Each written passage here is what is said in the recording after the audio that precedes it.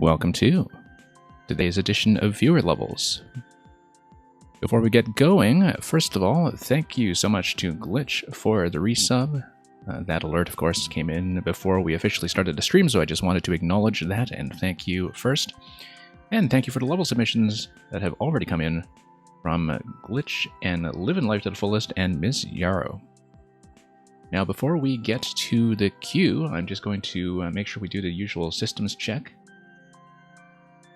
And welcome at Mail and King Brock as well. So yeah, we're just going to do a quick systems check here with a level by Mogsy, who is mostly a music level maker, who you'll be hearing more from very, very soon. But before we get to that, let's play something from back in February. This is Yoshi's Island Flower Garden. As usual, let me know if there are any issues with the audio, with things cutting out or things sounding like they're distorted or off the wrong pitch. And then we'll get going with the queue proper. Now, one thing to know about today's stream is that I cannot run it as long as I usually do. And so I will be cutting off the queue comparatively early, but to all of you who are here already, I should be able to get you all in, so. Anyway, reach the goal while running Yoshi, of course. And of course, all of the relevant enemies from Yoshi's Island. Here and there. I am a little behind pace, as you can see, and losing Yoshi here is going to be a problem, so let's not do that.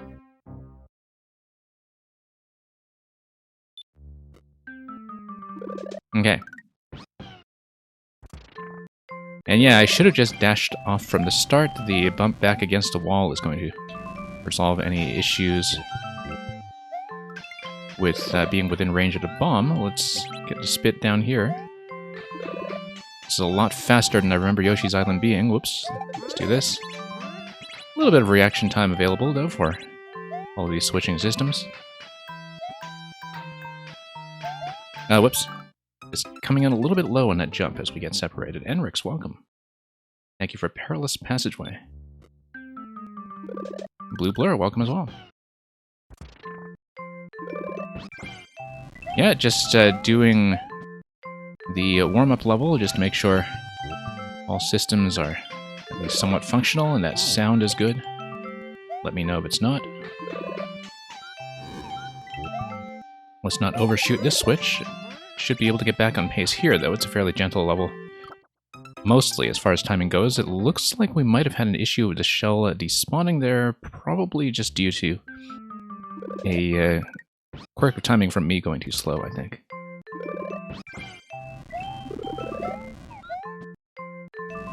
But yeah, lately I've been running the stream so long that we've wound up sometimes at around a 5-hour mark by the time we're at the end, and I just can't do that today, unfortunately, because I do have some scheduling conflicts that could potentially show up.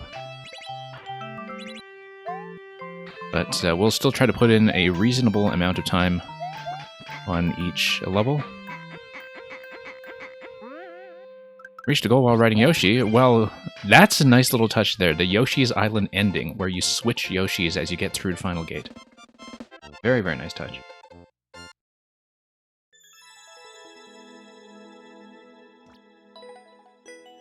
Okay, without further ado, let's get into the queue.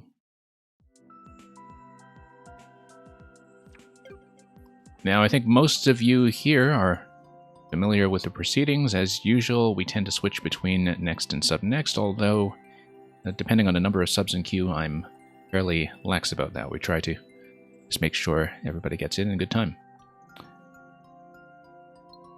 Glitch is, of course, here the final level of Gunhead, and it's another special one. Now, Glitch, just so you know, given the length of the queue and given that I do have to run a short stream today, if it turns out to be especially hard, I can't really spend an hour on it in one go, but we'll try to learn it as well as we can, and who knows, maybe it will go as well as the one last week. And, okay, over 5%. Will this be the final challenge? Thank you, Gurkowski, and of course the current record holder, Redneye. And Sardine Cupcake, yeah, no worries about that. I'm always happy to look at the maker code from you if you'd like to submit that instead. Meng, I guess maybe maker codes are choking on the bot again. do try that to see, because I know Warp World has been glitching out of maker codes from time to time recently, so... yeah, man, hopefully you get some code in, so we get you in there. You did another collab to get more variety into Gunhead. Well, that'll be interesting, because of Grakowski and Red Nye's respective strengths. Red Nye's usually sending me kind of hard platformy, jampy stuff, and Grakowski, of course, is a puzzle master. Nice cannon box decoration in that zone there. Okay, we have to switch sides before we run into trouble with the on-off switch, I think. We also have to not hit the boo, which I've done already, as you can see. I see. So there's a star that is above the P-switch. The idea is to activate the P-switch, which will drop the star, which allows me to kill the boo, which allows me to grab the key. That's how I'm reading that. In order to reach the P-switch, I believe I have to activate the red power that is on top of it, and that's going to require me to wall jump off. No, I can't wall jump off the side that I can shoot into, because the side with the pipe that is open at any given time is also the side that has the spike blocks, which means that I have to jump over to Bonsai, shoot the block, and do that repeatedly until we can get out safely. Now, luckily we can kind of hug this position, except, of course, the boo tries to hug you back if you attempt that. But the idea should be that if I go right to left on the first cycle, get on top of that Bonsai, and then fire right. That will be the first thing we do. Boos are very, very affectionate. That's absolutely true. They do need to learn a thing or two about consent. But, you know, that's just how they go, I suppose. A little bit of social awkwardness in them. Believing that if they can't see you, you can't see them. Okay. We just need to retool my position here. No, I know what to do. I went too early on that cycle that time. I actually do need to stay around the wall and just let the boo come over and wait until the bonsai start to spawn. I went too early for the bonsai on the right side that time, but I think I know how to make that adjustment. Can I go to the top pipe in the beginning? No, I can't. I'm glad you suggested that, Bluebird, but from my experience with glitch levels, there usually is a set of invisible blocks that prevents you from going up above the Cuphead Wallop text. Do boos give boos to Mario Maker levels? King Brock... Well, I don't know, because what if the level very heavily features the boo? Would they really boo a level that is about themselves? I feel like the other boos would start to have a bit of a problem with that, and it's not really good for the social cohesion of boodom. You never did a boo boss before and saw another maker create a boo boss fight in 3D World. I see. I see, Glitch. I don't know if I would know which level you're talking about just from that description. I've seen some interesting things done with boos, but yeah, 3D World less commonly, I think. Although they do have some interesting behaviors in all styles. So yeah, we just need to go side to side like that. And then, yeah, just the next cycle. You see, if you do this, you just trap the boo in the middle until you find an opportune timing. Now, I'm not really watching the bullet up top. I do know what the bullet is doing and how I do need those blocks to open up accordingly in order to send a bullet through to the other side. But I just can't really keep my eyes on that, and so I'm not planning around it. But I think we found a good pattern here that is relatively safe. As you can see, yeah, you do need to release like that with a set of 2 switches, and then one more will do the trick, one more round.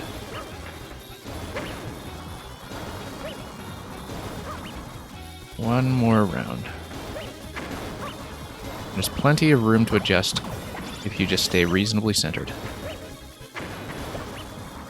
if you do that, then you just survive until the star drops, and then you go for the boo.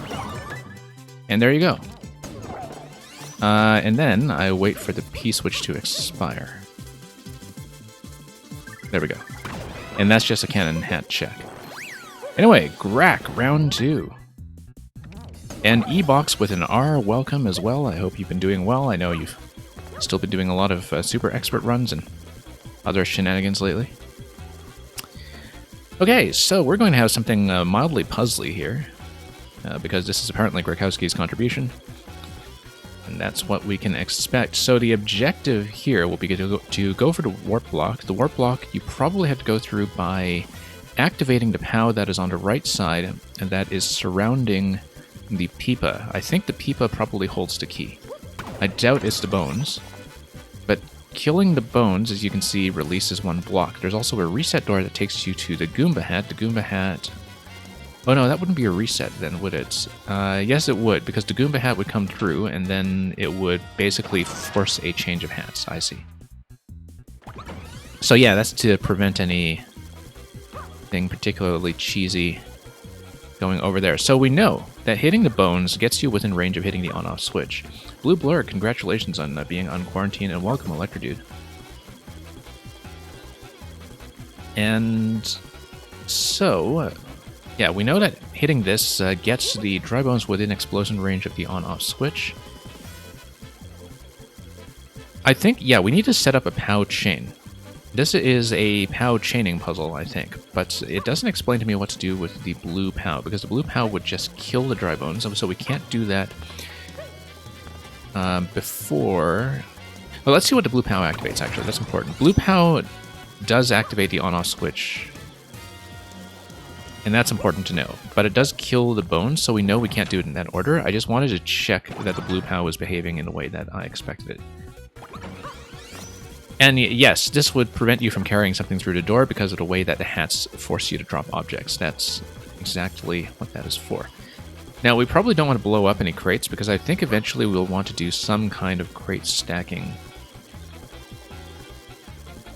Although, I think... no, you do have to send that POW on the top left over to the right side. I think the idea eventually will be that blue POW is the final thing you hit. Blue POW is something that you hit once you have chained the red POW over to the other side. In order to chain the red POW over to the other side, you have to probably do some crate stacking there first. Because I think the... yeah, and the reason for the cloud blocks on top of the pipe on the right side is so that any objects that come out of that pipe, such as crates going to the right, don't actually obstruct the pipe completely. Otherwise, any objects that would come through that bottom right junction would bounce back. So, in order to deal with this, we do need a series of on-off activations somehow. Also, I guess the crates allow you to get within range of the on-off switch in certain locations. Actually, no, you know what? Let's just blow this up. Except you can only do that once. Ah, I see. No, you want to send the second crate over. So you know how does a crate landed on top of me and bumped over to the left? I want it to bump over to the right. If it bumps over to the right, what's going to happen is that it allows me to get a second shot here.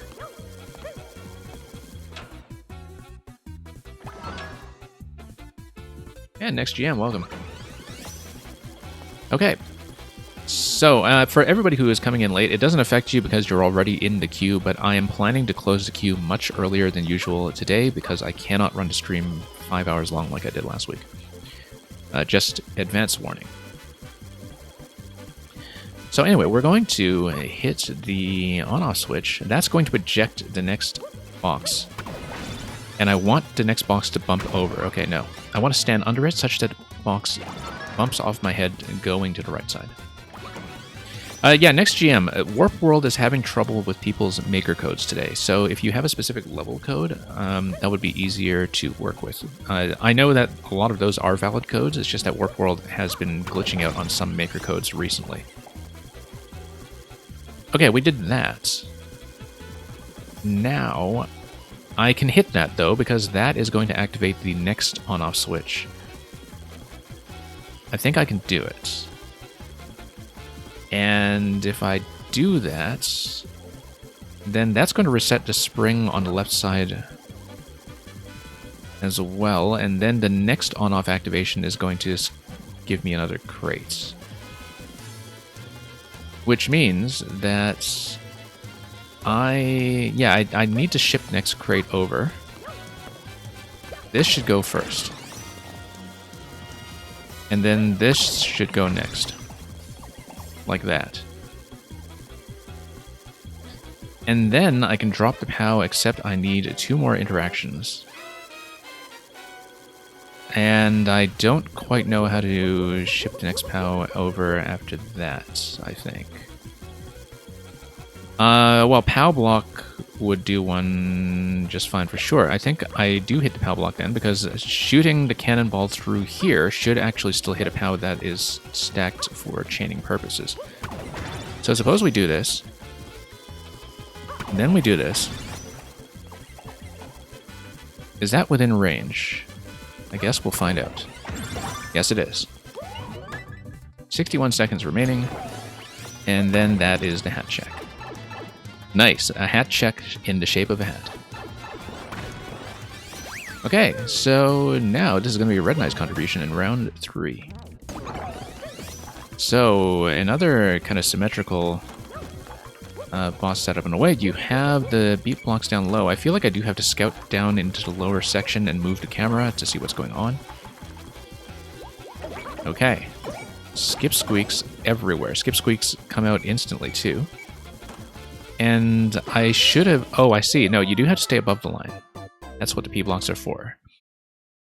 The skip squeaks come out instantly, but that means that you have to bounce between them repeatedly. And yeah, next GM, if you don't have the level codes handy, that's fine. I mean, you do try again later in case the bot gets back in order. I was unaware that they had this problem again today, so... Yeah, so you can fire into either side, as you can see here, and that you need 4 shots in order to crush the bomb. 4 shots on a single side. Interestingly enough, you do need... what's going on with the on-off switch? The on-off switch would spawn something down below the pipes, and maybe that would allow you to chain the red POWs that give you the coins on either side, which you do need to do on both sides. Okay, so the idea is to repeatedly jump on skip squeaks and fire between them.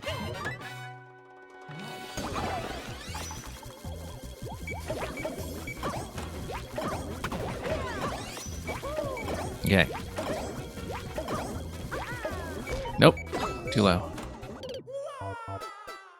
I think, though, that attempting to fire repeatedly into one side is probably the right idea, because you want to reach the exclamation mark block as soon as possible. There's no reason to alternate yet. I believe it's probably going to be a red POW that comes down from the pipe once the on-off switch is hit. Once the on-off switch is hit by activating the bomb, you also get safe blue platforms to stand on. And probably you need to hit red POWs afterwards to get the chaining interaction to behave the way you want.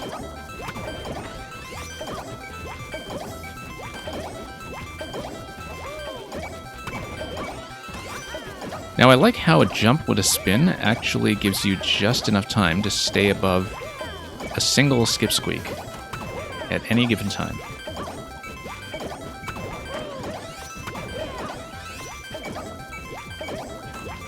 Now, was there perhaps a reason to alternate that I didn't read properly? I need to read the top properly again, because I am kind of doing that by memory with how that was put together, and I feel like I did fire enough shots to hit the exclamation block, so something did not go as I expected. Yeah, because I thought I got 3 shots, and I need 4 shots to go through the right side, and I don't know... Oh, I see. It's possible that my shots hit the pipas, isn't it? And if that happens, I can't actually see it on a screen, so... It's quite possible that I need a lot more than 3 shots if I'm also making contact with the ghosts, I think. I'm not really sure because I don't remember what their collision rules with the cannon are like. So, we'll try to stay on one side again for the time being because I still don't see a reason to swap.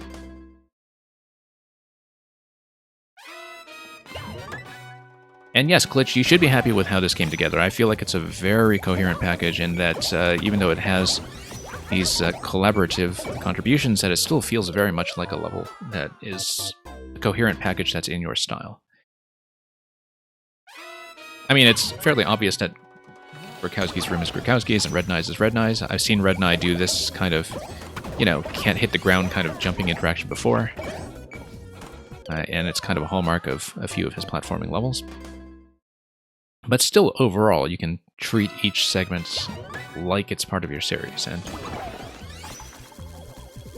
so yeah, you should be very happy with how this turned out for sure. And this is actually fairly gentle, I think, in terms of execution relative to a lot of the earlier segments. Of course, I say that as I'm dying repeatedly.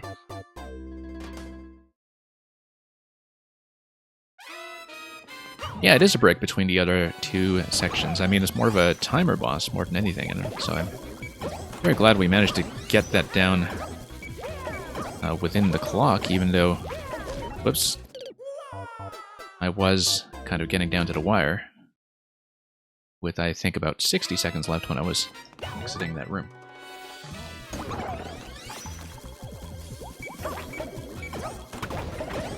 One other thing I don't know is how far the exclamation blocks actually go. Because, yeah, supposing that, you see, if you look at the bomb, it's walking left and right. If the exclamation blocks, yeah, they would be placed such that they would go 2 slots over, because they can't overlap with each other. If they go 2 slots over, you don't actually guarantee that the bomb will die. That may be one of the issues I was running into as well, that if you hit the exclamation mark block, the bomb could very well be walking on the other side. And you wouldn't know that unless you, for sure, were able to just crush them both. Like, crush both sides. Actually, no, the bomb would just get pushed. You do have to hit both sides, then. Yeah, you do need to hit both sides on the same cycle, then. Yeah, I know they can't be overlapped in the editor, but it had escaped my notice that it would just push the bomb. It would never crush the bomb by itself on one side. You do need the bomb to be crushed in the middle, and so we do need to shoot on both ends, which is fine because it means that I've got a fairly gentle open opportunity here every time the Podoboo is just on the other side. Okay. Okay. And then now, whoop. Can I still do it? There's probably a hat check at the end, though, so I probably can't do it anymore. Because you need to hit both POWs in order to strike the pink coins. And the other 2 bosses indicate to me that there will be a hat check at the very end, because that's the pattern that we've seen so far.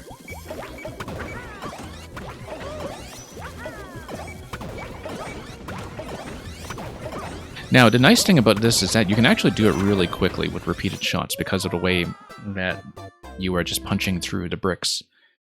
3 rows of bricks before you reach the exclamation mark blocks. And so that's kind of nice because you can actually do this very, very quickly then. There isn't some kind of long defensive cooldown period between each shot, which, would make this much more of a survival and consistency fight in terms of staying above the skip squeaks. Here you can just probably even shoot 3 times all in one go. Yeah, this time, luckily, maybe, the Podoboos are not totally synchronized on top of each other. I don't know if that's going to be good or bad, actually. Because you do need to hit the POWs as they're coming down. Oh, no. That's a problem. I actually think I'd prefer it if they were together. I mean, it would be a bit of a higher jump, but it would be easier to hit the POWs without running into trouble. Because right now, I'm always getting zoned out by one of them. And that's not a problem I had the first time. The first time, of course, I just was still in the process of understanding what I was doing.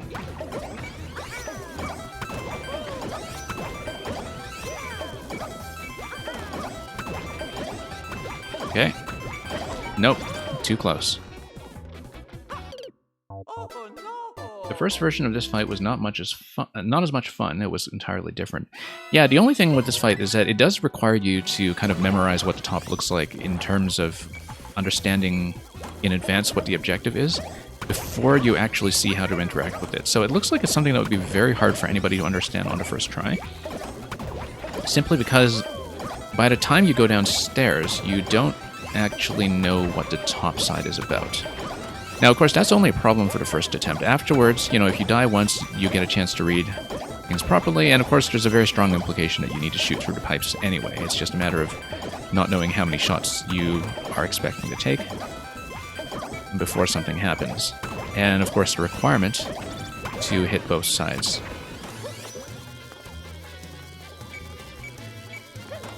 There we go. That worked out nicely. And this one should also work out nicely. Well, mostly. Mostly. I really just needed to fall straight down, because falling straight down from the POW would have hit the warp block, and so I just went a little too far to the left. But we have the right idea, and it's actually something that should be fairly quick to reproduce. Yeah, we don't really need to spin. A full jump actually does give me just enough time to stay alive over the skip squeaks that come up. So if we need to do any kind of timing adjustment, full jumps are fine. The twirl does make me feel a little bit safer about my landing, though. And Red Knight, welcome. And yeah, Red Knight, I can see that you do have the record on your own contribution. And I'm not really a threat to take it from you.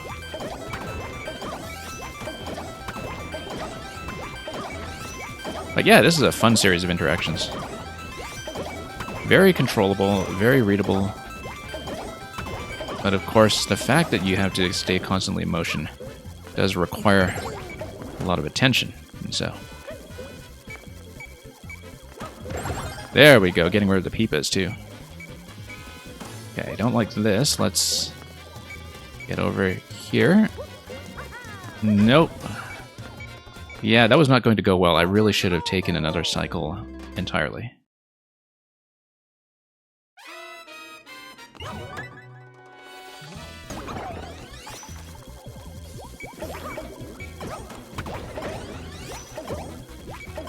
Okay.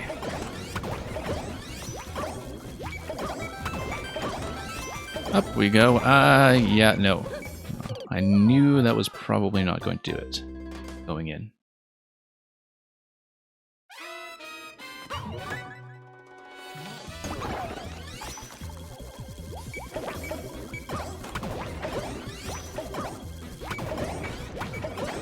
Okay. Now let's try this again. It's not the way I was intending to shoot, but that works out.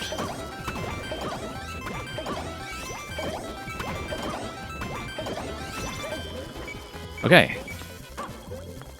Now let's hope for... oh, no. That desynchronizes them somewhat. That may or may not be a good idea. Now, luckily, you don't need to worry about the fire if you are jumping towards the POW, because the POW does kill the Podoboos, and so that's something I should take advantage of a little more, that we don't need to worry about them on the way down. Nope, still kind of nudging them on the side. There we go, straight into the block. And a hat check, and that's going to be a knockout. I guess that was just a symmetry block, yeah, for the other warp block on the other side there, so. Nice, fantastic finale. And thank you to all of the contributors to that level, Glitch, and Red Knight, and In Absentia, Krakowski.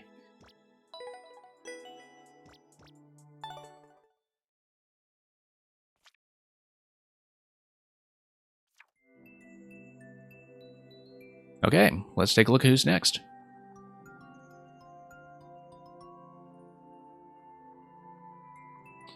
Living life to the fullest. If you are still here, please check in the chat. We'll just give you a moment to do so while I inspect some things here on the back end. As usual, let me know if anything is glitching out or encountering any problems. I do see Living Life to the Fullest listed as in the chat, although sometimes that's inaccurate, so if you are just AFK, I will bump you back 1 spot.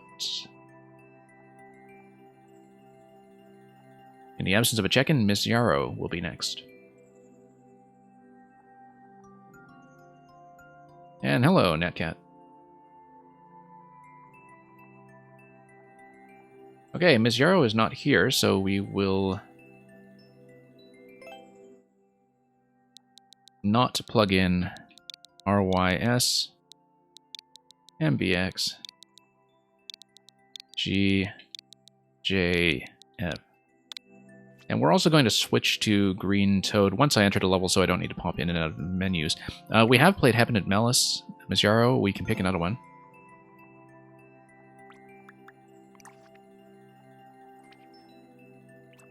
If you haven't played a Cloud Killer already, everyone strongly recommend taking a look, especially going for the bonus objective. Because the things that can happen along the way are well worthwhile. Pick anything you haven't played, okay. We may as well just do what's next here. This is Green Dog. Zero Planes, very frequent visitor to our stream, very good friend of the stream, has the current world record on this one. And we wanted to choose the Green Milkman sprite as our adventurer anyway, because that was just requested. And so, yeah, we'll do that. I'll get in there, and then I'll switch characters and I'll restart. That's easier.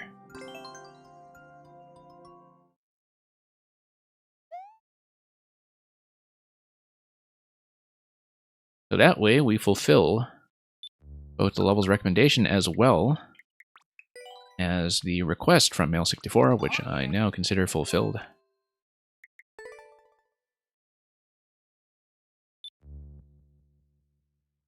And indeed, Blue Blur, it is Yoshi Egg. So 50% clear rate on this, but it's likely to be engaging in a slightly less lethal way. It is encouraging you to go down, which of course means we'll go through the door. And so that looks like the interior of Yoshi's house. It might just be a cutscene. It looks like it's mostly just there to show you that Yoshi is, as usual, not at home and needs a little bit of rescuing. Although we'll see if maybe there's a state change that affects that at some point. Maybe not. Maybe it's just there as a demonstration. Look at all of these bones of dead blargs, probably. As well as this cage. Okay, it's a dungeon that has all kinds of deceased captive creatures in it. It's like they've just been in there underfed for too long and just slowly rotted away. Okay, these look like reset doors because, of course, every sort of form of unjust, inhumane imprisonment requires a reset from time to time. And notice that they've got this huge vertical descent here too, which immediately reminds me of Cloud Killer as well. Let me just make sure these doors are matched. They look like they're matched. Yeah. So there's something that would be worth resetting here. And Podoboo is trapped in that one spot there, and it looks like the only thing you can do with the Podoboo in this kind of location is pick it up with a Yoshi and use that to ignite a bomb. That's something we'll look out for later. Also notice the potential scroll break over here on the right side. And yeah, Sardine Cupcake, it looks very much like it's a Yoshi prison. We should probably check the pipe at some point, but that's okay. We'll go on. This looks like a... I don't know. A bucket? A flush toilet? I'm not sure what this is, actually. Maybe it's a map. Yeah, but why would they just give you a map in Yoshi Prison? It's like inviting you to escape.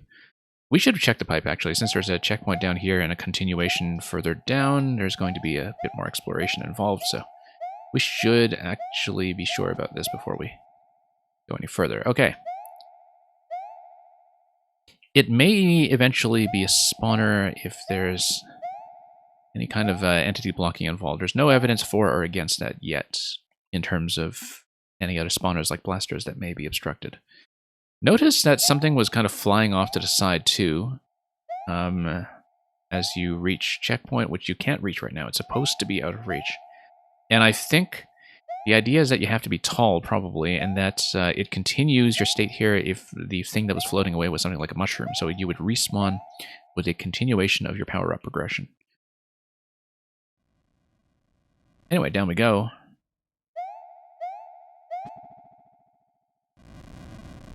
And, okay. Pokies and Chomps all in jail. This, of course, denotes that we need to do a shell jump. No, not really. And this, I wonder if it's matched to this door. It is, okay. And it is a fishbone in this location. Looks like this is matched to the left side in a... Wait, that's interesting. Yeah, it totally is a shell jump level. That's why you have all the dead Yoshis that have been abandoned along the way because they were no longer needed to gain additional height. Yeah. Now down we go, and then... Now we have a Yoshi, okay. Our green dog. Which also allows me to pluck these guys out, for whatever reason. Nothing in here. There is a reset in here, in case we need it for something.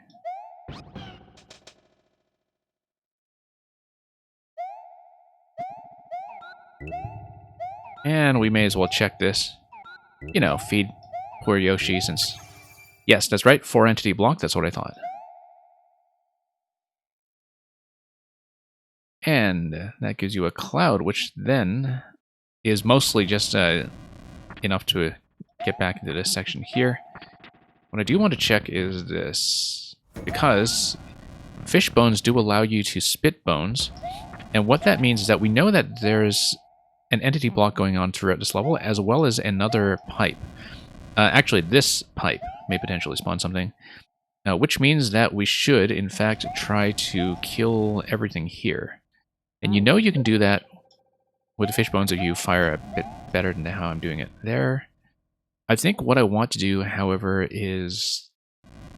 Ah, no, and then you can take fire, because fire will kill the Poke, yeah. So fish bones kill all 3 chomps if you, of course, fire at the marker, which I was just kidding about earlier, but is in fact the case. Oh, let's make sure we grab the fish.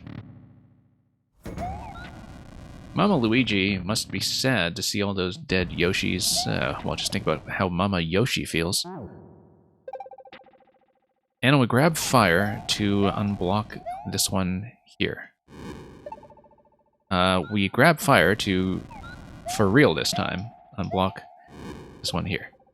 Then, that gives you a cloud to go up. And you don't need to go very far. I don't think. Well, okay, all the down arrows indicate the spots that you cannot reach otherwise. And yeah, I guess the flotation here would probably be a floating egg then. An egg that floats away, but which preserves your progress as you respawn by giving you Yoshi. Also note that the key door may or may not be matched to the one that's all the way at the bottom. That's something we should think about checking later. Still don't know what this is all about. But we'll think about that coin, maybe. Oh, you know what? The cloud with the coin on top kind of resembles this cloud over here, which means that we might be able to look at this and discern something. That, yeah, the top right kind of matches the location of the spike top. You can also grab the hammers with Yoshi. The hammers, it might give you the arc for the hammer throw, actually. I think that's the idea here, is that it's telling you that a hammer throw in this location will hit this guy. But in order to get a hammer throw, we need to ignite the bomb first to get in a bit closer. And if we do that, we need to reset door in order to respawn the hammer.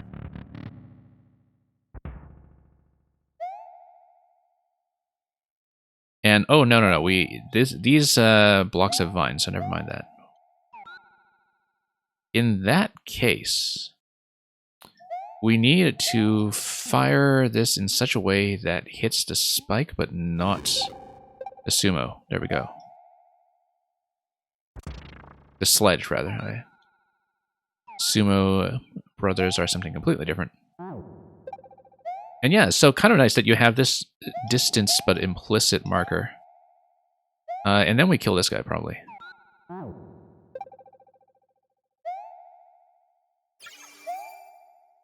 Anyway, 20 seconds left. We're not going to get it on this attempt, I don't think, but we'll do as much of the jailbreak as we find possible. And I don't know what's going on with the key doors, though. Looks like we are missing something for that. Now, I can just jump off Yoshi to go through the other door, because this has not been manipulated in any meaningful way, so we'll just abandon Yoshi. And we've got a checkpoint with 6 seconds remaining. Well, little musical segment here, and that's why there's a 50% clear rate. Thank you for the follow.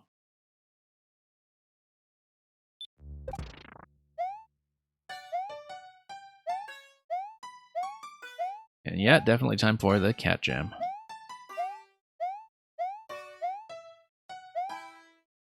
Oh, I see. You know what? You killed all of these guys and they're all in heaven, including the Podoboo, which is a living thing for some reason. So yeah, this is everybody you nuked along the way. And, yeah. We'll not die to that. Yeah, nice little credit scene for sure.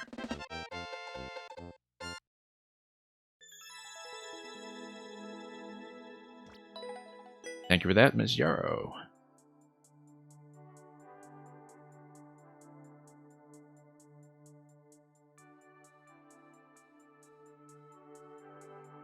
Okay, sub next is going to be next.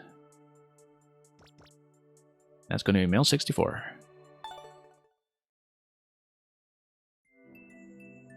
Yeah, really nice experience, this one. Not going to race Zero Planes for the record here, but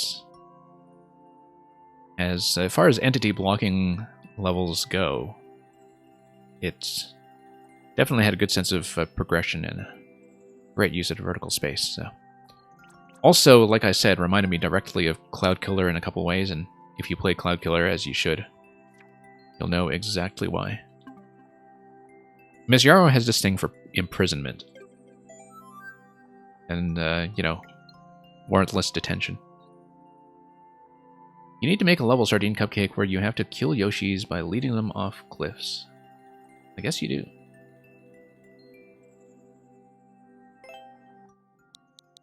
And Male 64, this one should be easy, and it's a popular level, duly noted. Let's see what we can do with it.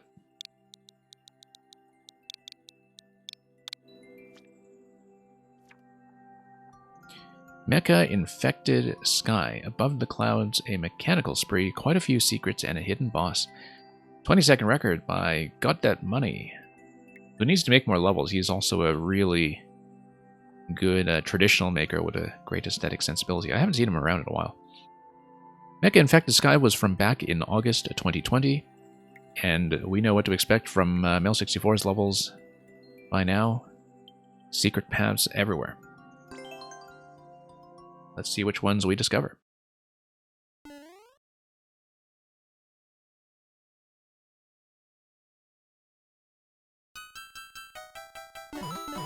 Okay. Got that out of the way. We can pick up the mecha for something, but I want to stay high for the time being until I know what I'm doing. Okay, so we can take mechas up with us as well. Oh, and there's one that dropped in over here. I see. Interesting. I feel like you can drop one on top of the jump block over here, and that would do something interesting. Let's see if we can get another mecha out first. No, because the one's already spawned from the pipe. Let's respawn the first one if we can, because... or I can just do this. Nope. Or I could just jump on top of that cloud at the ground block shaped like a cloud at the very end and just jump directly. I mean, we don't always have to do things the hard way. Okay, there we go. There we go. Much better. And this is the mushroom we actually need. But sure, we'll take a few. And yeah, everything to the left was just a one-up mechanism we saw earlier.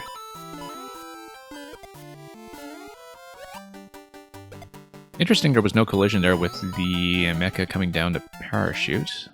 I don't know if I knew that for a fact, but... as you can see, you should be able to jump up top if you let this guy... Well, it's part of the super world, I see.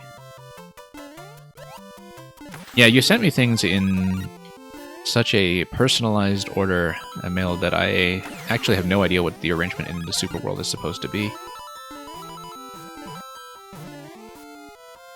We'll do this.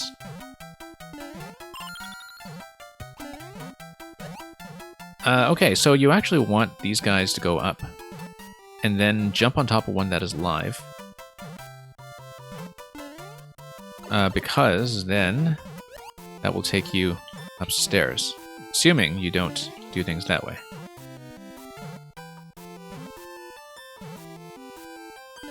Yeah, let's let this guy track me over here. Nope, still too low. We'll try to do it. Blue Blur, you're not good at making mushroom sky levels. I mean, are you thinking about that in an aesthetic sense or something else? Because, you know, a lot of the same level making principles really do apply. I actually find that aesthetically, a lot of the sky themes in this game are pretty gorgeous. I think the implication here is that you do need to go up top to the top right. But we'll see if there was anything else like an enterable pipe, like the pipe that one of the mechas was spawning from earlier, not that one. It doesn't look like you can enter any of those, but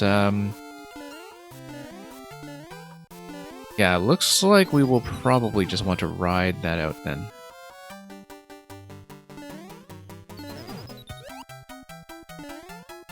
Or have a missile allow me to dodge the goal and go up that way. Let's see if we can do something like that. Position this. Yeah, looks like the spacing would be a little bit tight for that. Well, I think about SMB Sky, yeah, I think I know what you're talking about.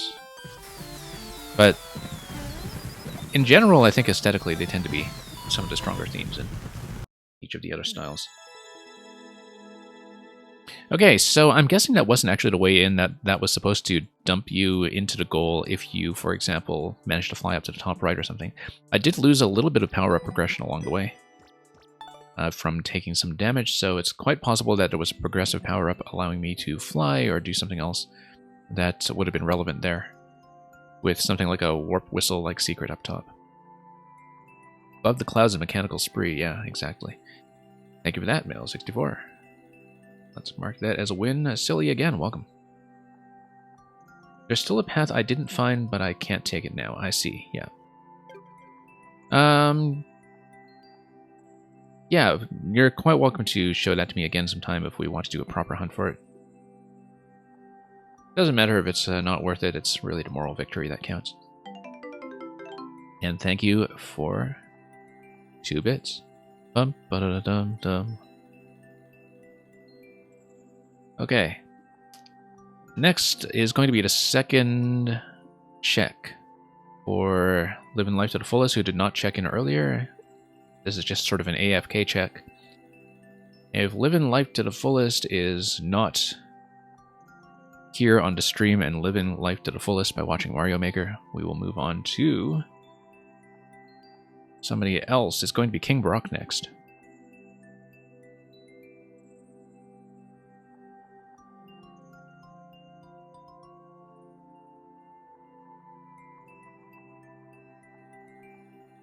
King Brock is in fact here. Let's take a look at MBX KY0 SBG. Legend of Brocada 3-1 after having cleared the end of the World 2. You have fallen into Brockouver, a place that's cold as snowballs. Very much unlike the real Vancouver, which is just the warmest urban environment in Canada. I remember once I was in Vancouver a long time ago and was actually quite surprised at being there in an abruptly snowy weekend that surprised all the locals even more than it caught me off guard. Not a place that I really associate with snow. Well, sometimes, but not so much as the rest of the country. However, this is Brockouver, and the rules are completely different.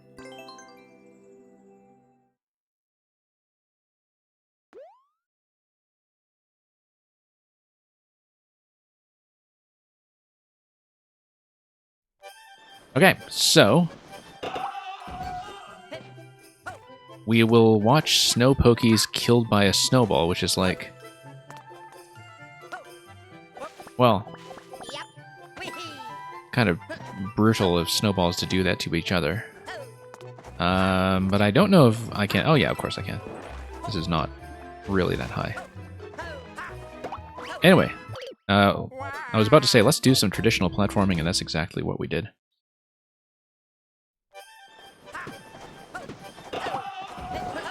No, Blue Blur, I don't think I've played this one before. I mean, I know I haven't played this one before. But the 3D World Snow theme is quite nice. So, there's a lot that could, you know, look like it on the surface at face value. Nice to have the bully here, of course. It's just tempting you to mess around with it so it can bump you off the edge. But a nice centered jump on top of it is all you really need to work with. And here we go. This guy's throwing fireballs in winter, which is very unfair in a snowball fight. I feel like there's a bit of asymmetry in the arsenal here. Seems like it would break some regulations somewhere. Anyway, we're going to fight fire with snow, because that makes a lot of sense. And of course I will check the top right. I don't think I can reach it though. However, we'll check this location. Yeah, there we go. And yeah, it looks like this is just because everything is built with the half tile. Or, oh no, this is just a top, like you've clearly got the sound effect here, so. Don't bring a snowball to a firefight. Well, you never know.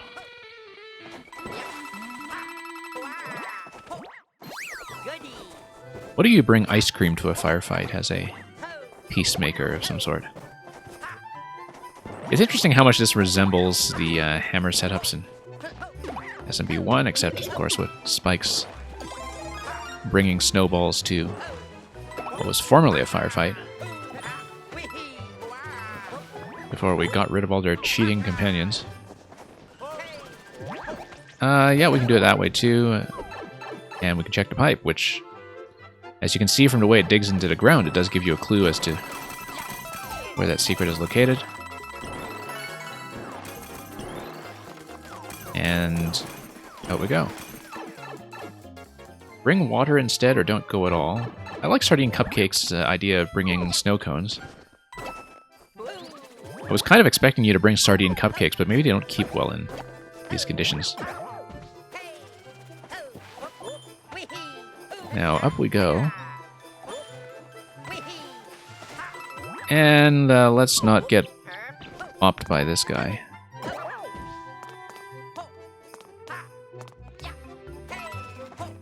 Okay, oh.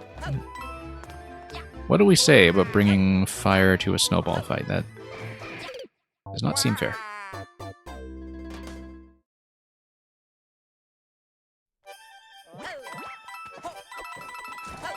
And silly again. No, there's nothing to explain. I was just saying that, of course, it was Sardine Cupcakes who was... Sardine Cupcake, singular, rather, who was offering up the suggestion to bring snow cones. Glitch says, in Minecraft, a snowball can catch on fire. I didn't know that, actually. Oh, whoops. But then there's a lot about the fire and ice in this game, too, that doesn't make a lot of physical sense. Considering that they had kind of begun to implement fire and ice physics in this game, I really wish they had leaned into it a little bit more. It only really goes as far as some of the Yoshi interactions, plus ice coins, etc. There's one interaction that has been known in this game for a long time that I still haven't found a good use for, and I don't think I've seen anybody else find like a really good use for it either. And it's that fire it can kill poison Cheep Cheeps, and poison can kill poison Cheep Cheeps, but neither one of them can kill fire Cheep Cheeps. And you can actually have them used interchangeably in the same level because Yoshi is able to capture poison Cheep Cheeps and spit poison. And poison does not work exactly the same as fire because they actually kill different things, I think.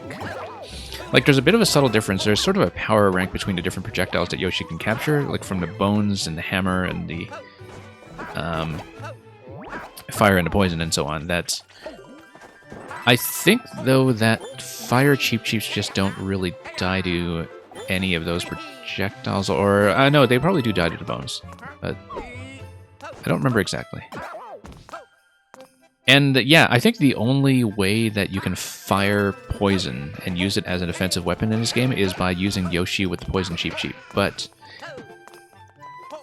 I'm trying to remember if there's anything that can do that is more powerful than fire, and no. But the one thing you can do is you can use that to do fire-type damage against enemies, basically, but without melting ice coins.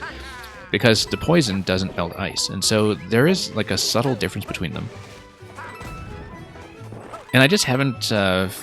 unfortunately, it's such a weird edge case interaction that it's actually really hard to design something around it, I think, and make it work properly. And so we don't have something like Catsuit. We would actually need the bully to be in this location and probably crash through, and even then it would only break the first set of blocks here. So I think we needed probably snowballs or the Catsuit, something like that. But anyway, no secret for me. And yeah, Red Yoshi's always breathe fire. That's what Red Yoshi does. We've played a lot of puzzles to that effect, I can tell you that. But yeah, there's a lot of stuff with Yoshi projectiles that is kind of underused in this game. Like, you can pick up wrenches from Rocky Wrench, for instance, and they act basically the same way as bones, except they don't fan out in 3 projectiles like dry bones do. Anyway, thank you for that, King Brock.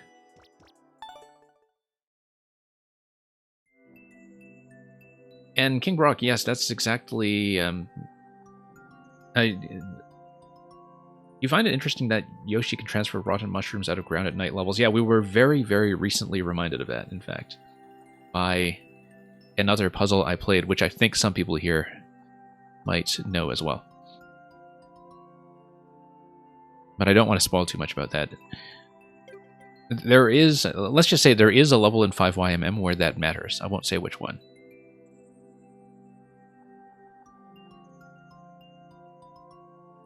And the Glitchy did a poison fish Yoshi fight, which was fun to play. I see. Okay, did I mark that as a win already? I don't know if I did. Let's mark that. And yeah, thank you again, King Brock. Looking forward to the next part of the adventure. Yeah, Glitch, I think that does ring a bell.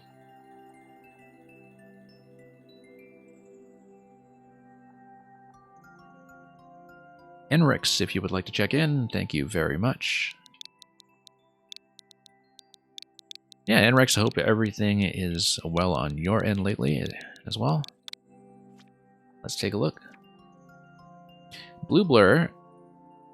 Sub next calls up the next person who is an active subscriber in the queue. So one of the subscriber rewards is that you get queue priority, although if I only have the same 1 or 2 people in the queue, I don't skip to them repeatedly. Like, I try to make sure I avoid too many repeats, just out of fairness to getting through as many people as we can. So anyway, this is TA, 10 seconds, perilous passageway, fairly low clear rate for something that's only 10 seconds long, fast-paced, one-screen precision. Well, for something that is precision-ish, this is probably a higher clear rate than I would have expected, but let's take a look and see how we do. Sneak in, it's been such a long, long time. Hope you've been well.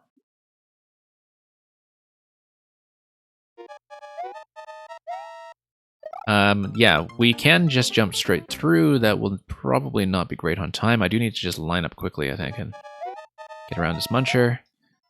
No, do need a bit of speed underneath. Okay. Yeah, so we do need a little bit of speed underneath, and it's not super tight, I think. So the precision isn't a hard part, and it's doing it fast enough. Yeah, I can see that already, that it's more relaxed than I would have expected in terms of the margins of error here, but you do need to do everything pretty much on the first cycle, I think, going straight up and then back down. Matt Maker, welcome. Thank you for the submission. And yeah, that's too late. You need to go before that cycle, I'm pretty sure, or you are just going to be held back for far too long by the Piranha and the Boo. So this mistake here earlier with that extra jump was too much. As you can see, exactly too much. It's kind of nice to have that central Piranha and Boo in the bottom middle as a bit of a time check, because if you are not going to be on pace, at least you know that nice and early.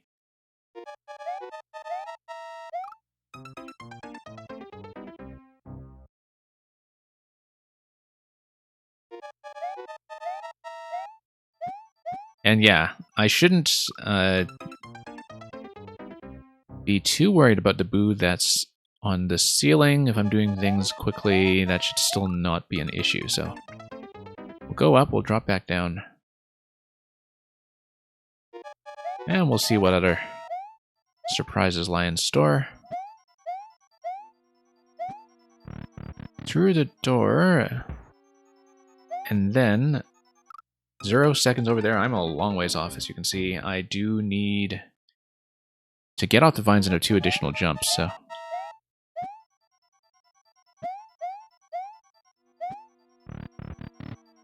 Yeah, it took me a moment just to read what was going on in this section here, so that was part of the issue. But having a nice clean jump under that muncher that I just died to is going to be key. So yeah, Enrex, we'll see how well I do with this. I mean, this is definitely not playing to my strengths, but I can see that I'm at least making it through most of the platforming, just with a bit of sloppiness on the side, so...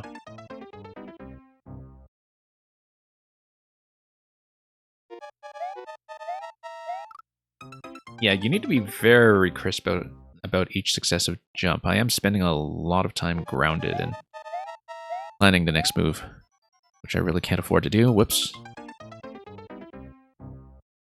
Yeah, Enrix, there were a few clear things to improve that's going to shave quite a lot on the clock.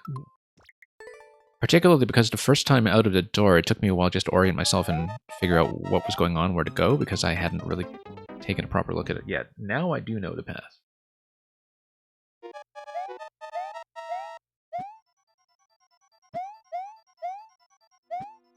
Because we go left, we go under the muncher, onto the vines immediately. And as you can see, I'm 1 cycle behind, it seems. And everything is going to be synchronized to that door, too. So when I come out of the door on the right side, all the timing is going to be consistent from that point on, just because of the way door resets work. And so... yeah, we'll figure out what I can shave here as I go, but as you can see, I'm still not playing this part cleanly at all.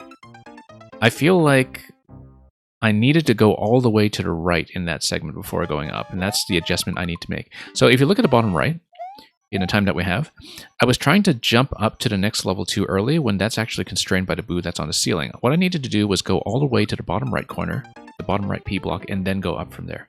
And then that's the issue. Z at the start, it saves half a second, really. Oh, you mean here? Yeah, so you don't have as much landing lag. Yeah, good suggestion, Mapmaker. Not that I'm doing it very cleanly, but good suggestion. I need to, of course, still get out of that jump a little more accurately.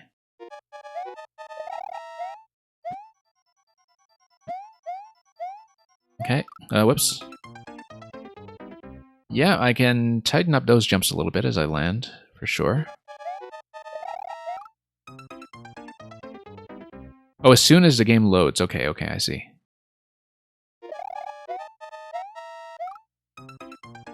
Yeah, I didn't know that. I'm not really a precision player, so... or much of a speedrunner, so a lot of that trickery is new to me, but I can see what you're getting at there.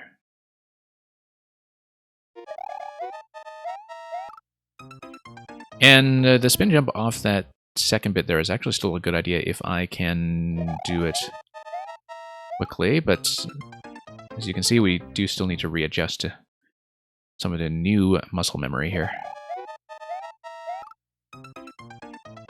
And yeah, that I can fix up. It's not very tight. That one tile space is gentler than usual. Now, the only thing, though, Mapmaker, is that even if you try to shave off a little time at the beginning, you're still constrained by the boo that's on the ceiling. Like, the boo that's on the ceiling is going to be a consistent timing check, and so there's only so much you can do to try to reduce that timing. Okay, so I can't go...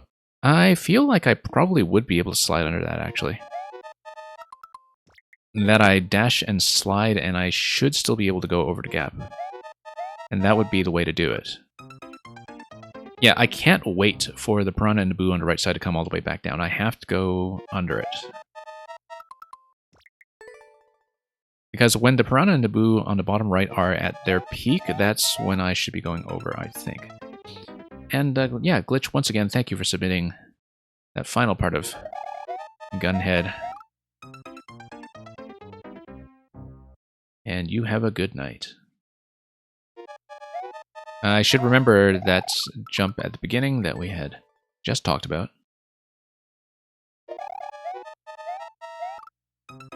And yeah, just need to clean up this ascent over here. And I think a lot of things will come together from there as long as I get some decent practice in the later part. So, because it's the final part that needs the most work right now. And yeah, Inrex, I agree that it does look potentially within reach, which is not something I say for anything involving precision very often.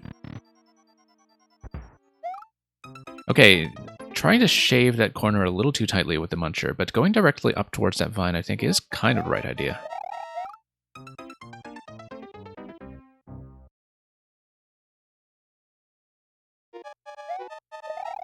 Yeah, should remember the jump at the beginning.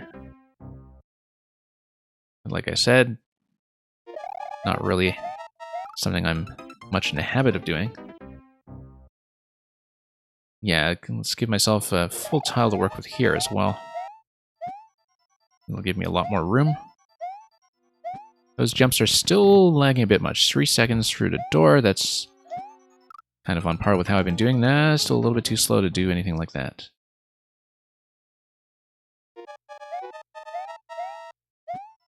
Okay.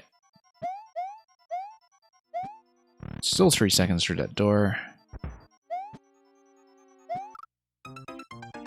There's definitely space to go under that Piranha. I don't know if the timing will work, but I feel like there's definitely space. Koopa T, welcome.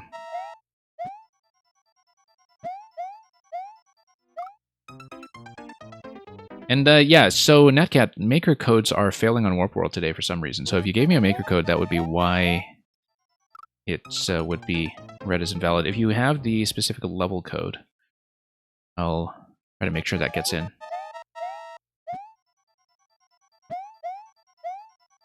Yeah, Warp World has been occasionally bugging out on maker codes, and I don't know why. It's something going wrong with their back end. 0 seconds there, as you can see, too slow. And you think I can spin jump directly out of the door as well to save time. Yeah, we'll try that for sure, because I definitely need that savings right now, as you can see. Just to make sure I can get under the Piranha Plant. I think that's the only way. You have to go under the Piranha Plant, or you don't really stand a chance, so...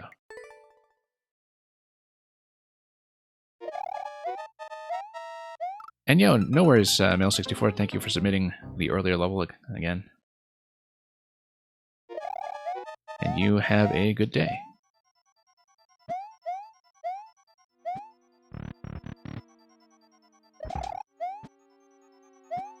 Losing a bit of time around the corner. As you can see, I'm going too far to the vine on the left. Probably want to catch the middle vine, the short vine, immediately.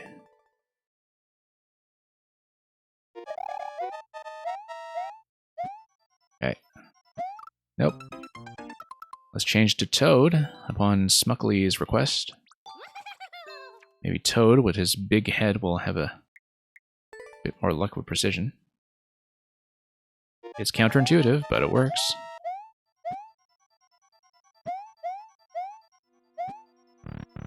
Three on the clock, once again. Still too slow getting off the vine onto the ground. That's one of the issues here, is that I'm not jumping there early enough. I'm a little late here, too, I think.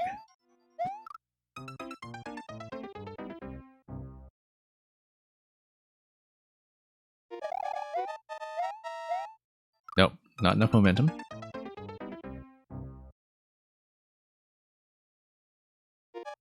No, I just missed the input there at the start that time.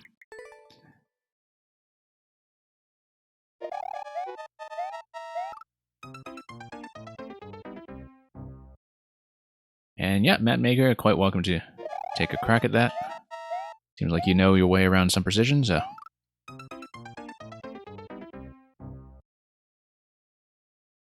We'll see how we do in the meantime. I mean, once I sort out some of these repeated mistakes here, it looks like it is potentially within reach. I know what my intended path is, especially once I get out of the door, but I'm just not particularly close to doing it, and it's quite a lot that we can improve in the meantime. Whoops, trying to jump there, and still not really doing that well either.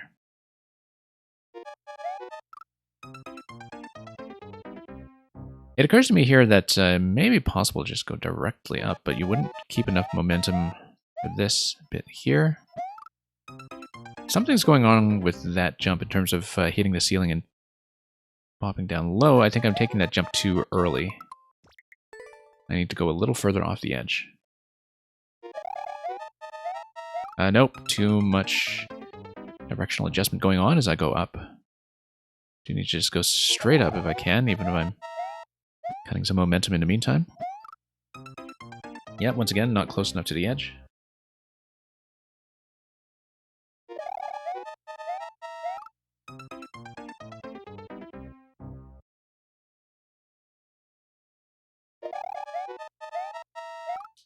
Yeah, not great positioning here. I should be able to fix this up just a little bit better. Nope, still missing the edge.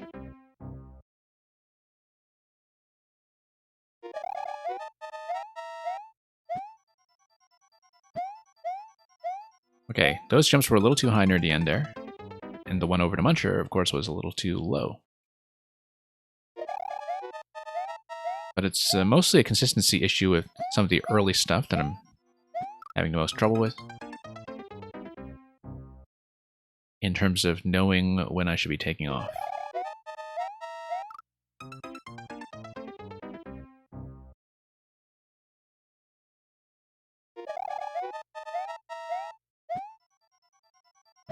Nope.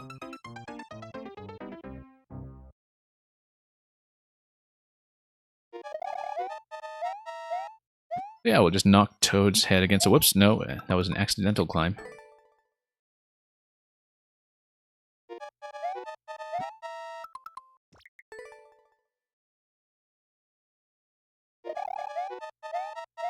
Okay, down we go. Nope. Yeah, going too early off that slope as well, I think. I need to be probably a little bit further.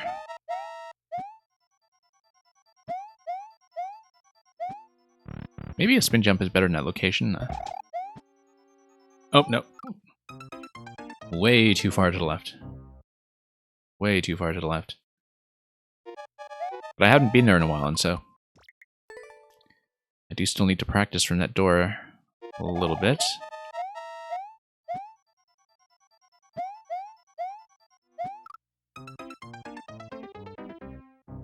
Yeah, still bumping the slope down above that muncher. These are things that can be fixed.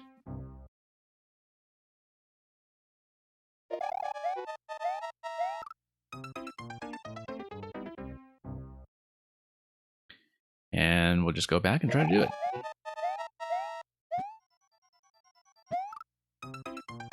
Yeah, just a lot of things that can go wrong if you have as approximate an idea of your edge jumps as I do.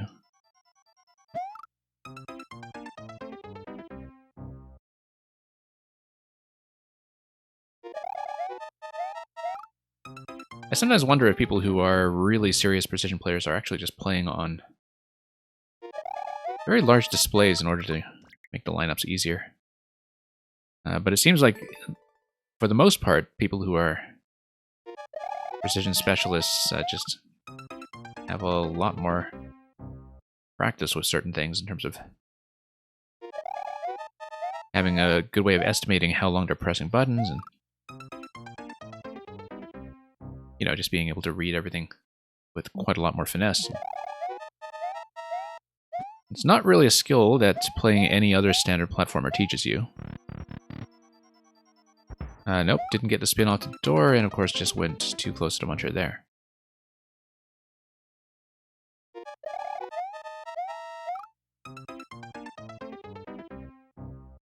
And we'll try this a little longer Enrix. I feel like it is potentially within reach, but there's still quite a lot to sort out, especially after the door at the end. And we are losing a lot of attempts along the way, too. Things I've passed by previously. So we'll see. Yeah, still leaving that jump too early.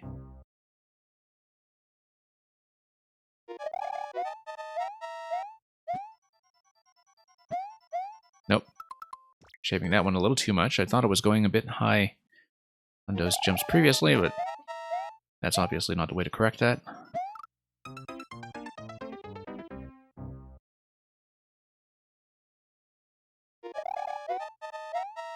The boosts throughout, of course, are partly there to prevent any spin jumps on the piranhas, while having the piranhas work as gates that rise and lower. Nope, accidental climb.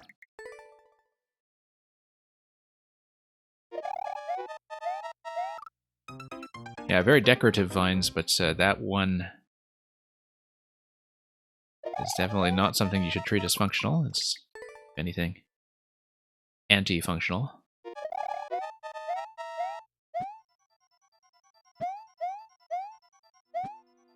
Okay.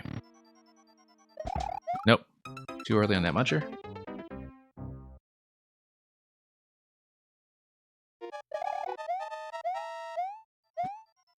Looks like I am a bit late on some of this, but nope. Too late on that one now, too. I wanted to jump when I was a little further down the slope, but that's too far. Nope.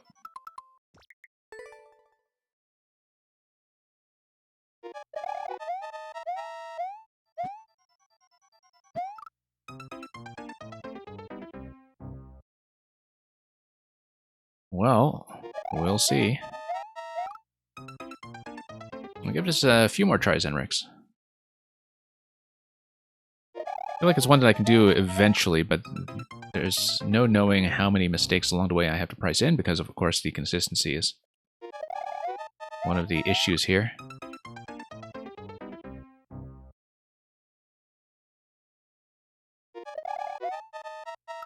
And, of course, I'll gladly take your energy. And also, Kubati's very optimistic belief.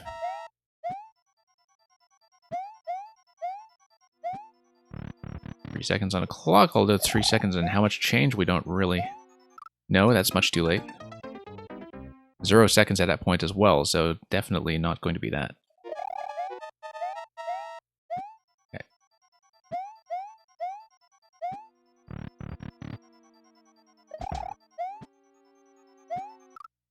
Yeah, I absolutely need to slide under. Although, I would still need a higher jump on the next location, so maybe it's not to slide under at all.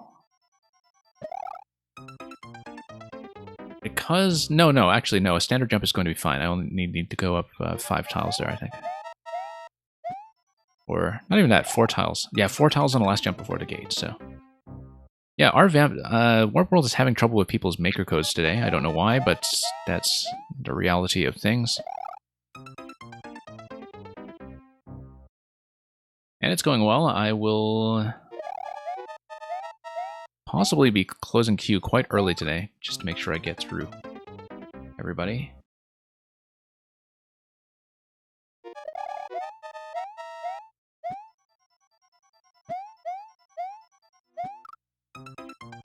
Okay, let me check, first of all, how we're doing queue-wise. I'll make a decision accordingly as to continue through. Yeah, we're fine for the time being, I think, but just in a few more attempts.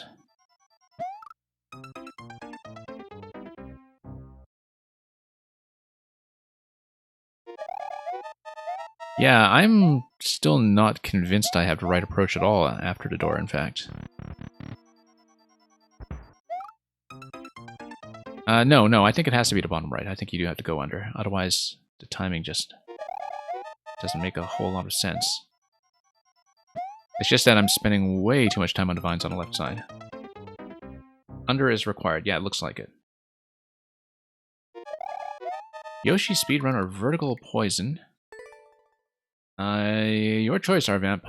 I mean, you're always free to replace it if you change your mind, so...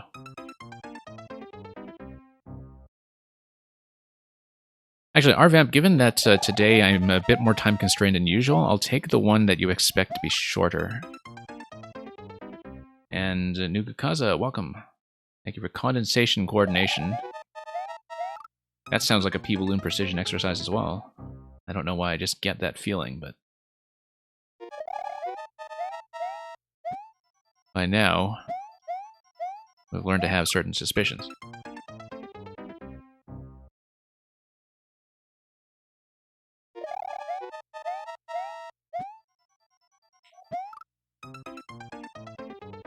Yeah, Arvamp, whichever one you're comfortable with. I mean, whatever you don't send me today, you can always send me probably tomorrow if I'm back as scheduled. We'll see, because my schedule is kind of a mess this weekend, and so my streaming time isn't quite as generous as it usually can be. And yeah, I'll definitely probably close queue after this level, in fact. And getting through everybody who is already in is already going to be a pretty sizable effort from there, so...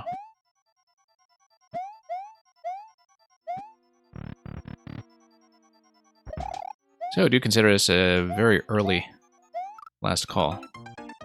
Yeah, so you do need to go under. That's going to be much too late by about a jump. Let's acknowledge the raid from Zero Planes. So Zero Planes, we just played Green Dog by Ms. Yarrow, where you were holding still the world record on breaking Yoshi out of Cloud Prison. And I hope the endless runs have been going well. I know that you were going for some kind of new personal best. Zero Planes, you played it already. I can show you which one in just a moment. Yeah, Enrix, I'm going to bail on this one for now, I think. You are free to resubmit it at some point. Not today, because I am going to be closing the queue. But we're close enough that I can probably push it at some more, just not in this sitting, I think. simply because I do have to keep things a little bit brisker today. But thank you for submitting that. I think it is. I agree that it is comparatively gentle as far as the precision requirement is concerned. It's just that we are dying a lot to consistency. New personal best 121. Is that 121 and counting? Because I know you said your previous one was 120 for expert no skip, right? So, and yeah, let me show Zero Planes first of all. Yeah, Mamuga, Warp World is choking on everybody's maker code today. Sorry, not uploaded courses, liked courses. Here we go. Zero Planes, this one here, where you break Yoshi out of Cloud Prison by killing the other inhabitants. So, that's the one that you have world record on still. I didn't come particularly close to it. Anyway, let's mark that as a loss for the time being from Enrix, and we'll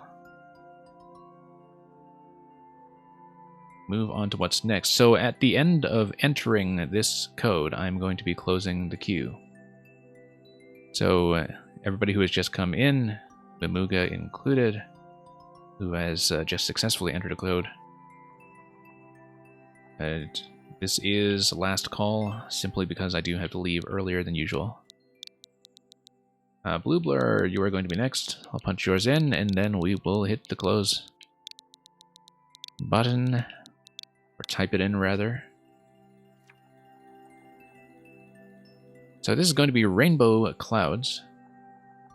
At this point, I am going to close up, and let me just update the bot as well as the display accordingly. The stream title, I should say. Is it really one of my streams if it doesn't go to 4 a.m.? Well, the ones I ran last week went in excess of 5 hours, so that's a very good question. I keep meaning to eventually move my start time just a little bit earlier, like at least an hour earlier or so, but right now it's just not possible, so... But that just gives everybody more time to watch Zero Planes, as you should all do. So that works out for the best collectively. Rainbow Clouds, let's go. Short level with a 14-second record. Yeah, I can see. We do need to grab all 56 coins, though. And it's going to be fairly gentle to me about that. I'm not going to do this in 14 seconds. However, you would need to kick the shells everywhere or something like that.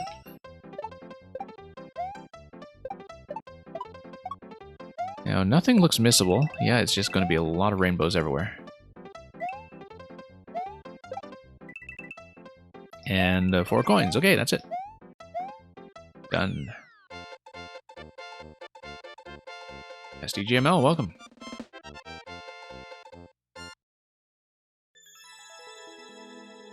Okay, thank you for that, Blue Blur. I mean, I think it's a level that's much more for the challenge of optimizing it for speed, in fact. It's very quick experience.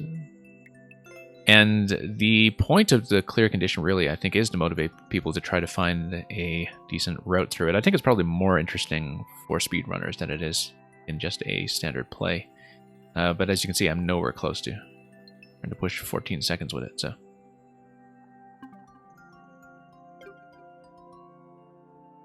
It is indeed the SDGML, the one and only. So, thank you for that, Blue Blur. Let's move on to... oh yeah, Subnext is supposed to be next, so let's... pull up Nugu Kaza. And let me check the current state of the list. Yeah, I should be able to get through everyone.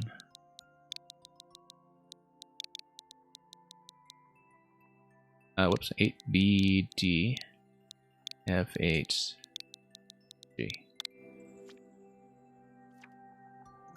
Condensation coordination. It is Team Peepaloon and Team Precision, except this one has a clear rate of 2% and a 6-minute world record.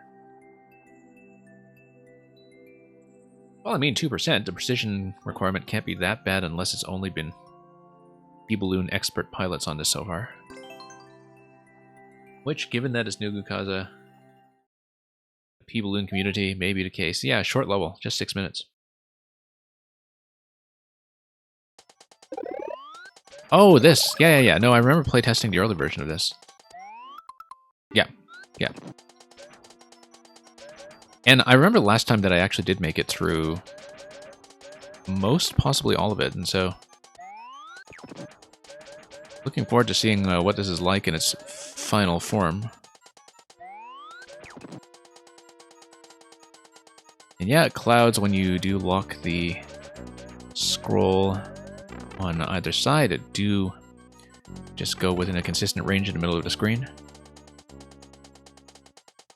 And here, either key should be okay. I don't think there's a particular advantage of getting 2 keys unless that is somehow required. Oh, maybe it is required. I don't remember there being 2 keys. So we might have to assume that is required. Let's go back in here and reset.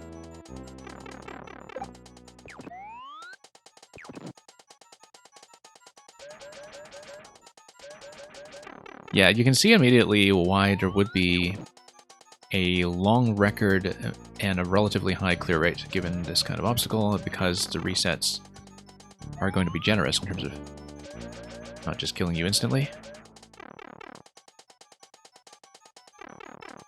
And of course, the P-Balloon reverting you back to the mushroom form does give you plenty of time to damage boost back to get another one if so needed. Yeah, I quite enjoyed this one when I played the early version as well, Kuba T. There are a lot of things you can do with clouds that are still kind of underexplored. And I'll have more to say about that later this week, but we'll get to that. In the meantime, let's see if we can make our way around these clouds.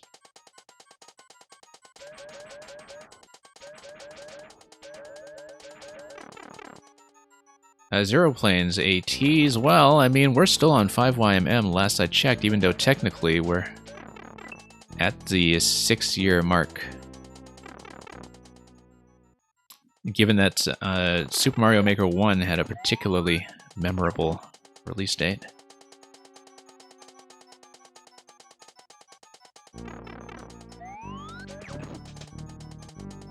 So we'll see. It's definitely a bit of a tease for something. Let's just say that. And one may have to come back for tomorrow's stream to see exactly what. Whoops. Okay. Let's try to make it to the eventual checkpoint before timeout. We need to do a bit better on these obstacles. I don't know if it's going to be 2 keys required or 1 key required. I'm assuming 2. But it's actually hard to tell, and I would need to not hit the icicles by over boosting. So let's do this a bit more cleanly and just do a nice clean perpendicular up this turn over here. Yeah, Mamuga, no worries about that. I will hopefully be back at the same time tomorrow. I have a couple of commitments to juggle this weekend, and so I'm managing my stream lengths accordingly, hopefully. Also, I like the use of the background columns here to indicate the movement range of the clouds. Since the clouds have a consistent movement range, I've always thought that that would be a good approach to anything using this kind of screen-locked cloud mechanic, that having a visual indication of it is something that helps the player in a very subtle way. Even though here, obviously, it's not like you have a lot of flexibility.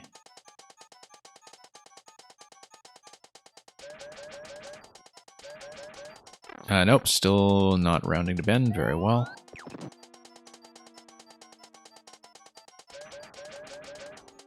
Yeah, it's that forward momentum for the P-Balloon that I have to correct for from time to time. And we're going to get this eventually.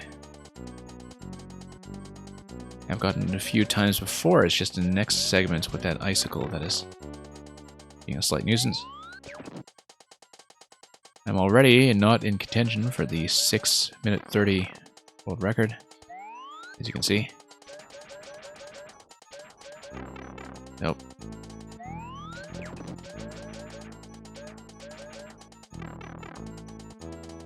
Yeah, it's just making the turn cleanly. That's the main thing that is currently in my way. There we go. Okay. Nope. Couldn't quite make it over.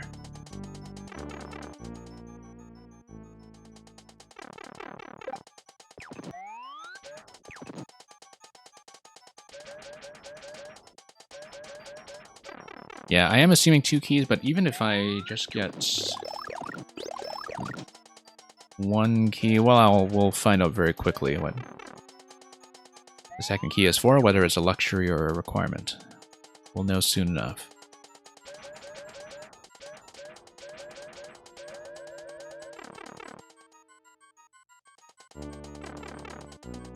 Okay, up we go.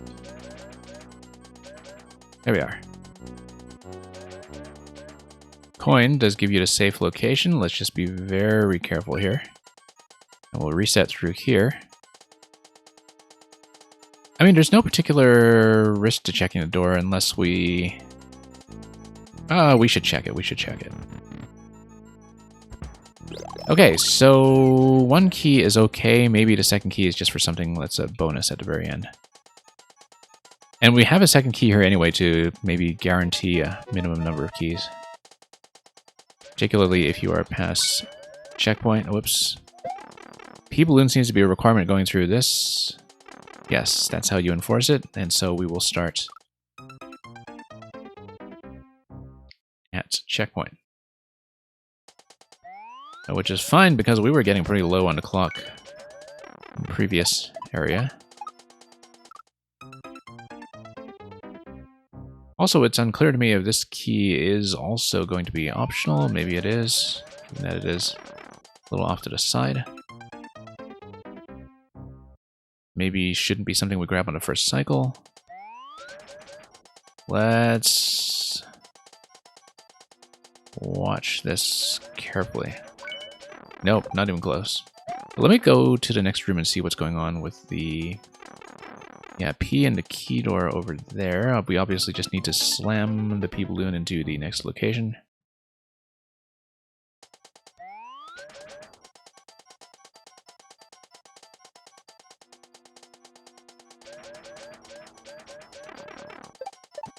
Nope, need to go a lot faster up that diagonal. I should probably skip the key for the time being if I don't know that I need it, because I'm clearly not piloting well enough to really get much use of it if I'm going to be dead anyway. Whoops, nope. Veered up top a little bit much in the ending there. And of course we can't take the cloud through the pipe, so P-balloon is still going to be required in order to bust through the yellow turn blocks that are guarding the next location. There we go. That's safe, just barely. Yeah, no way am I getting that key. Let's go up first just to turn.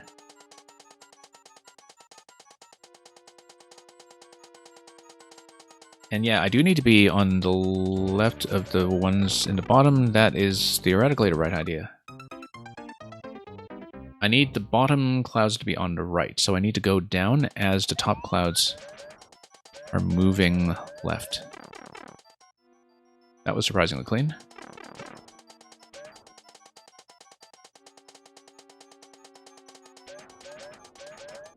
Nope, too low. But that is the right idea. It's just that I need to give myself a bit more space in the bottom as I make the turn. Just because of the way that the P-balloon turns work.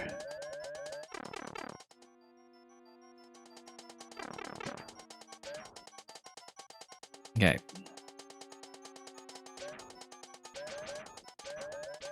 There we go. And one-way panel is going to prevent any shenanigans with rebound, which is nice. And we'll take this. Additional key over there if we wrap around, which is interesting. It seems to imply that a lot of this is optional then. But I don't actually know that's going to be the case. I feel like I should just take the death here because we're at checkpoint.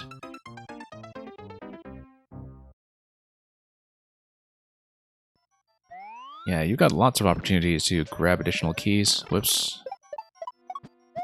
I wonder if you can actually pick up a shell, get into a cloud, and then throw it. Team Precision, this is going to eject you. Back here. Yes, that is cheese. Yeah, because we can just... Oh, except it sends you all the way up unless you're really careful to avoid the top layer.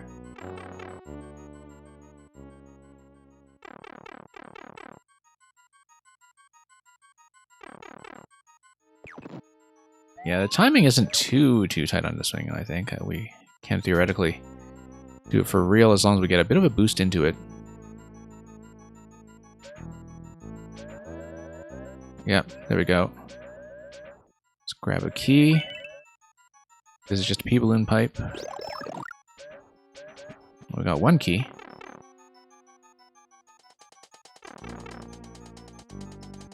Thwomps are going to dash around everywhere. P-balloons allow you to reset through this location for some additional tries, which is nice. I feel like there is maybe... It looks like there's sort of this one tile slot between the big thwomp and the top little thwomp. I don't know if that's really the case. Seems like that would be pretty tight if so. Like if you stand like this, you can see that there's a little bit of overlap that is surprisingly generous. And so if you do this... Nope, not quite. Yeah, okay, let's grab a P. Missed the other one, just in case I want it.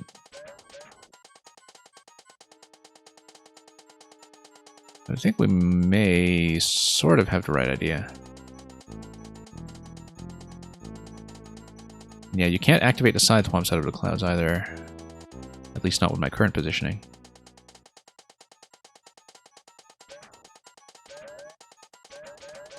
Nope. Okay, one more try here, although we can always... no, with P-balloon power-ups, let's see what happens here. No. Power-ups, they're not going to come back.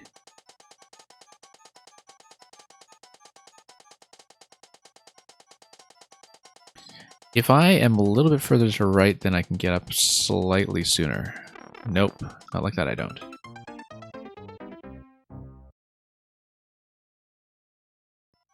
Anyway, this key is fairly doable. I should take at least one key, just to see what the keys are doing in general in this level.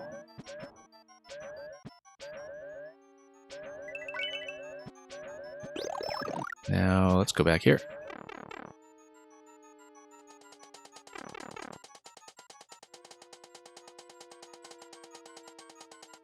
Yeah, back when you showed me the cloud concept, I think it was just the very early rooms. I definitely don't remember this one.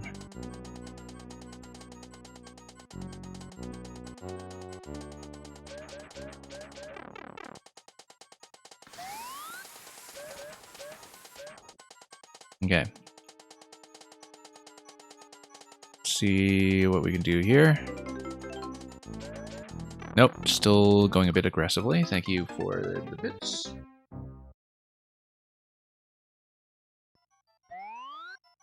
Let's try to move on up here. There we go. Nope, not quite.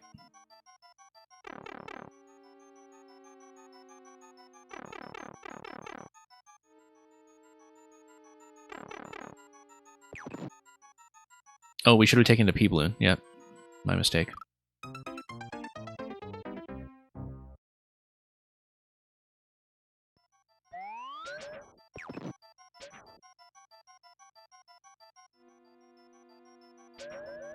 Okay, there we go.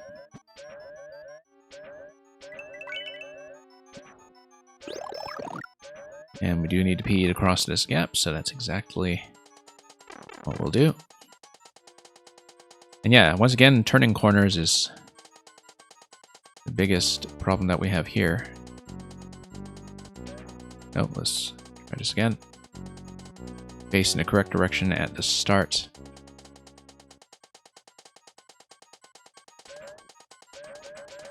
Nope, still not turning a corner very well, as you can see.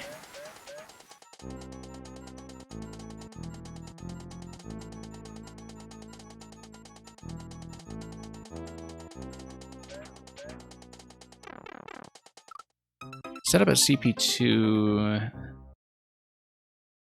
Yeah, thankfully it's nothing too critical as far as I can tell. I mean, it's a nice pattern. It's a very attractive looking pattern.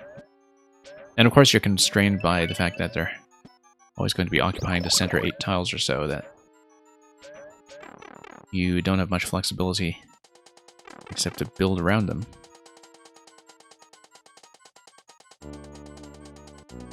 Okay, let's go... Nope. 2 boosts is too much there. And regardless, it's not really the early thwomps that are the problem unless I need them to build up speed.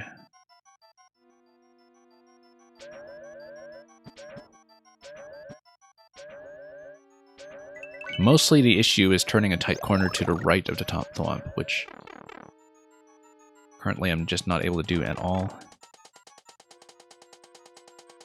It looks like I should be able to fit into a slot between the top 2 thwomps, but I'm not going to try it. It looks too tight to really do with any kind of reliability. But maybe it's possible. Like, you can kind of read where the lower thwomp is in relation to the level of the spikes.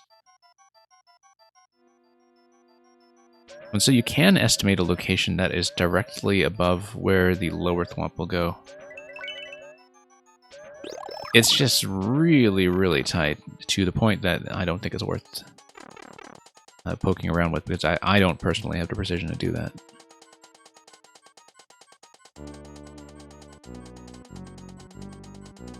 Okay.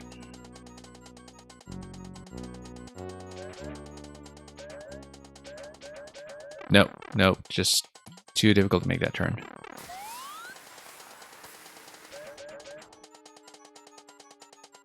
Yeah, the bottom 2 thwomps are not actually that important, I don't think.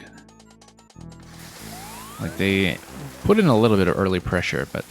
And they prevent you from, you know, just boosting in and building lots of speed cleanly.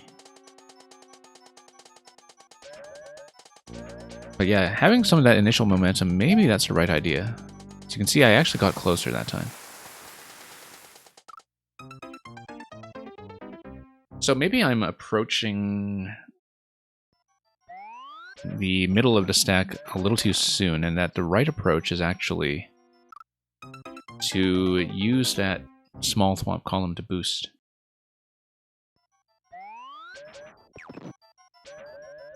Okay, this is a fairly easy key, so let's just grab it every time. Not too big a deal. Much easier than the other keys so far, in fact.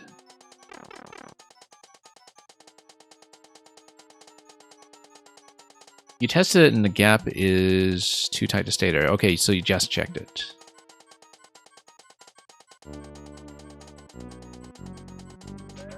Yeah, there's definitely some kind of subpixel priority that goes on with the thwomp in clouds. Because it's just barely displaced. In such a way that lines up oddly with the usual tile grid. Which is true of a lot of the enemy stacks as well, like with the way that munchers are a little bit short, for instance. Nope, I just need to go cleanly up the middle. That would have been right timing, in fact. Except I was a little bit timid about turning away from the thwomp at the very end. If I hadn't done that, I think that timing actually would have made it. So we'll try to do that again.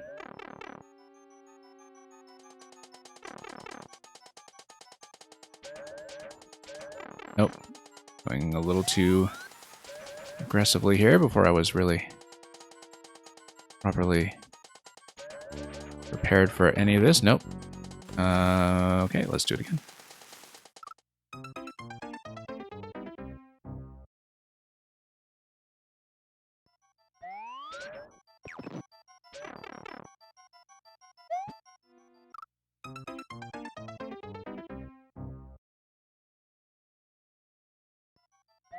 Okay.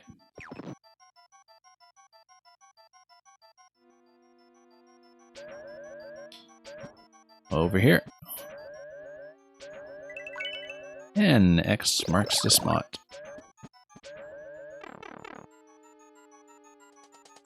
Yeah, very entity heavy to be building something like this, of course. Because, of course, both the cloud and the object in the cloud takes up one spot in the parts editor. I think that's probably the main thing constraining the length of this level by the time you're at the end of it.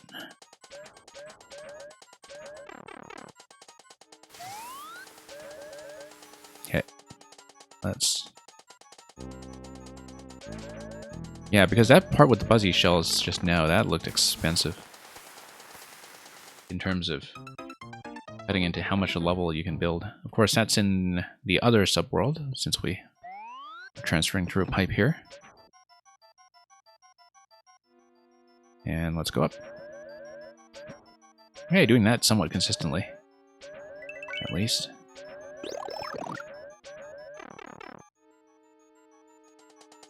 The key and coin arrangement on the right kind of looked like a Legend of Zelda rupee. You know, that elongated diamond shape. I'm nowhere close. That was not even remotely where I needed to be.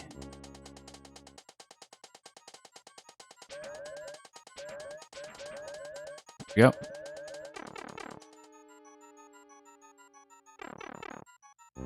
Now...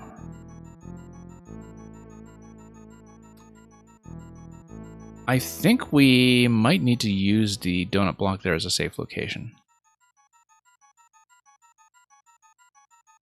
But everything's going to dance around the central column. We know that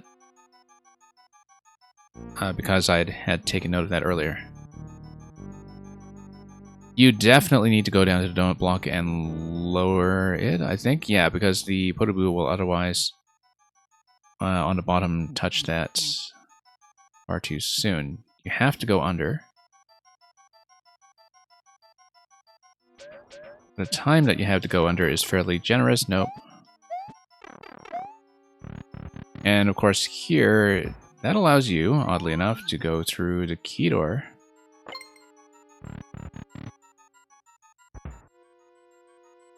Which is nice because we now have a consistent reset point for this. That is available even if I lose the P-Balloon fairly early. That's actually very gentle. And it's an optional checkpoint from having grabbed a key. And any key in the level would have worked for that up to this point. So you only need to do one optional key, really, in order to have an easier time at the ending, as far as I understand it here. Oh, except you would still have a finite number of P-Balloons here. That's the only thing. 2 P-Balloons before you get into a bunch of trouble again. But yeah, I need to get down to that lower donut block as soon as I can. And nope, as you can see, we are nudging the corner, and I am going to be dead here.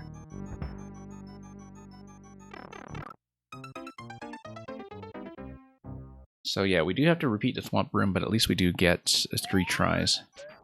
The final room, as long as we grab the key now. So the key here is pretty necessary. And, oh, whoops. Okay, bumped everything. Yeah, so even if you lose the P-Balloon, you can do that instead of just taking a death, of course. If you wanted to loop back around. Nope. But yeah, in theory, you can just do that.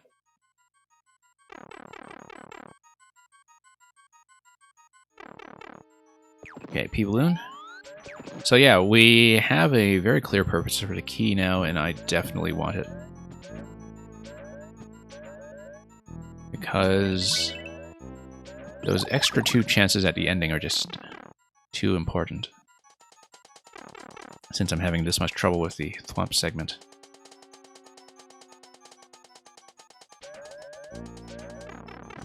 Nope.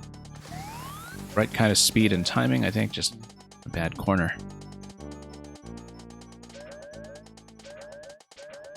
There we go. Not too bad if you know how to get into the first boost. It's fixing the first boost and getting the timing down there that really repaired everything there for me quickly.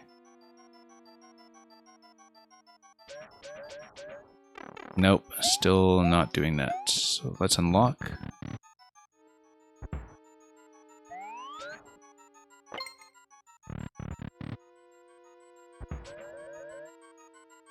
And yeah, once I understood how to boost into the lower area in the Thwomp room, things got better. Also, you can kind of enter the center here before the Podoboo stack is completely turned around. I'll show you what I mean by that in just one moment. That, like here, you can kind of begin to sneak under the clouds as they're finishing to turn around on that diagonal.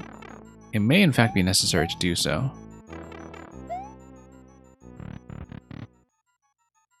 Anyway, we'll take the death.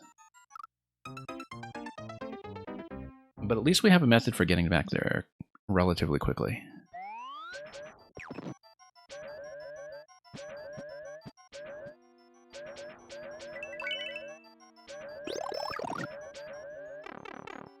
And we'll attempt that.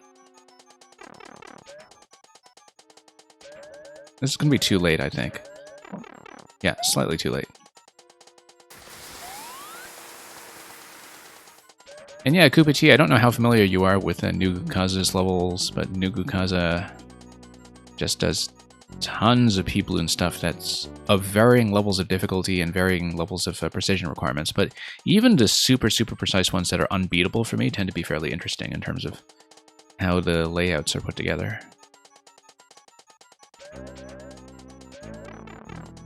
And, oh, no, wrong way.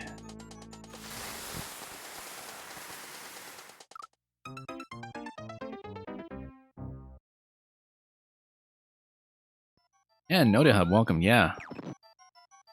That's putting it lightly.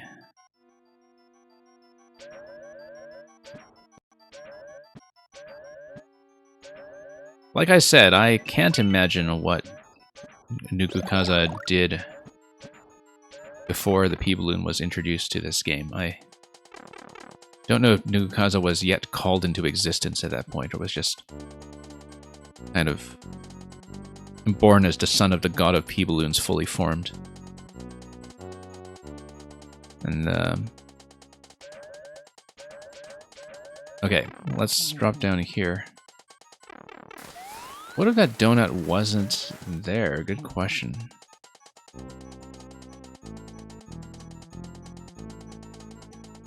Well, I mean, if the donut wasn't there, then that would be a safe location, right? Like, I was thinking that the Podoboos go too low for the donut to be a safe location by itself if you're resting on top of it. But I haven't actually done it successfully at all because I just keep hitting the corner every time I'm there, so. We'll see. No.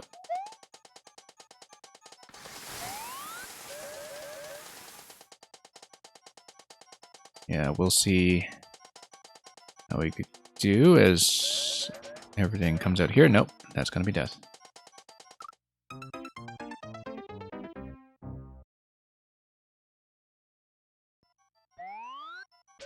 Okay, let's try it again. Nope. Much too aggressive. Yeah, we'll probably get hit and die.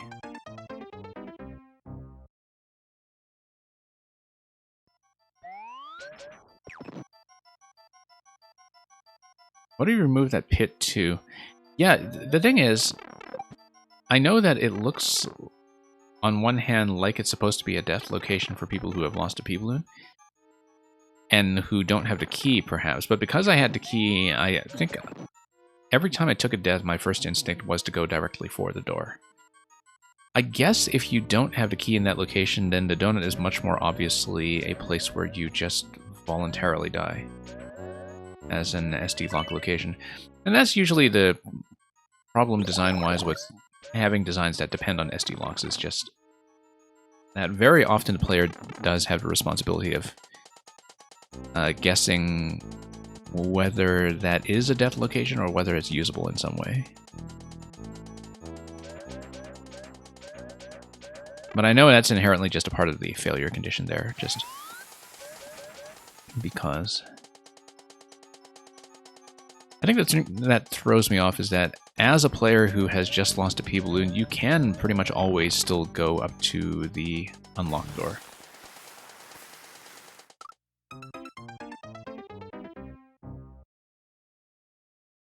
But yeah, maybe we are not supposed to make a pit stop at the donut then. And that timing is simply never going to work. Interesting how this always sends you up. It's actually easier to just fly it.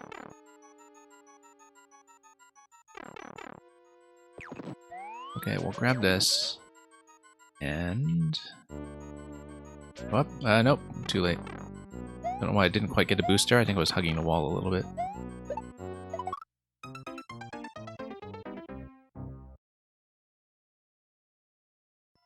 But yeah, we need the key, though. I'm not doing this without the key. Getting a little bit impatient here, perhaps.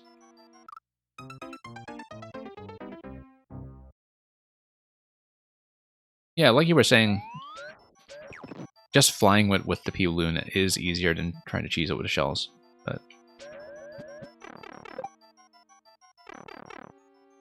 because as far as the P-Balloon boost patterns in this level go, that's honestly one of the easier ones. It's kind of nice that it's so gentle. Oh, I forgot to grab it.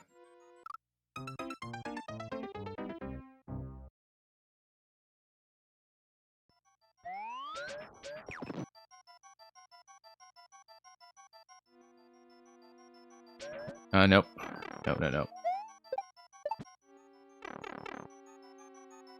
Part coming out of the pipe is not great, and the P-Balloon shoots out too late. Yeah. Yeah, because I guess a single-placed P-Balloon just doesn't respawn, right? So that would be the issue you're trying to work around. I guess, in general, of course, you are just constrained by the fact that you have to build around the middle 8 columns as fixed in advance, but I am wondering how else you could do it in terms of having an exit spit you out into the P-Balloon location, for instance. Like if you came out of where the red pipe currently is and then ran into the P-Balloon spawning from this pipe that's pointing down. Although, of course, you know, that wouldn't match your color system. That's the main consideration here, I think. Blue Blur, you did not miss much. We've been crashing against the final room a few times.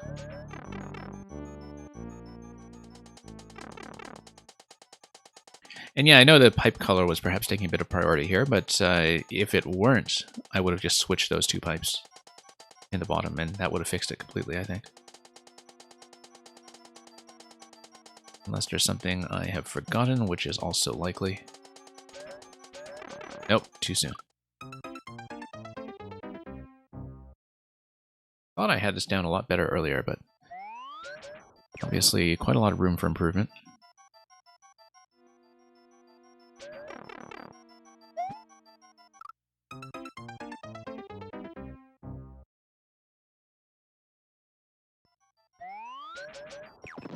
Okay.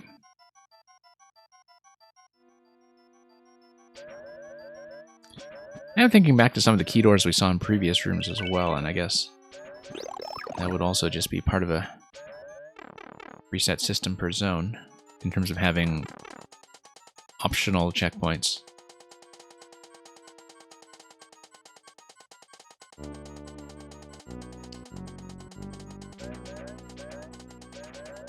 Nope, too slow. I had a better boost timing here earlier. Nope. Too slow. And too diagonal at the end. A little difficult for me to straighten out sometimes, with the P-balloon turning being the way it is. There we go. Kind of dangerous there. As you can see, I was pointing towards the top right in a way that was potentially very perilous. Yeah, actually, you just fly quickly and follow this the whole way. You should be able to make it to the door by scrolling the clouds over. As you can see, you can scroll the camera, everything moves to the right for you. And that's something I should have kept in mind. That you can actually move the camera past the center line. At least in this location.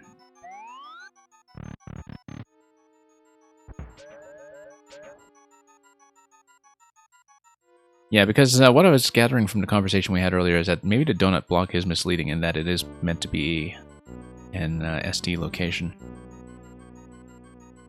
And so I should just go down, except at a better diagonal. Yeah, this is just meant to be a spot for quick death then.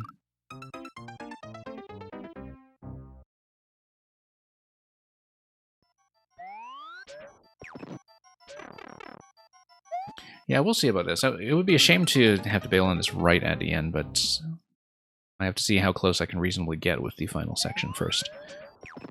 And it might not be that close.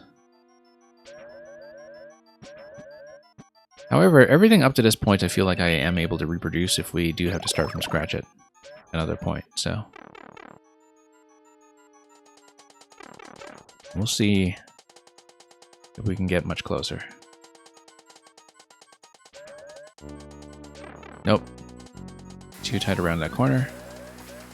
I give myself a little bit of boosting distance here. Nope, too much.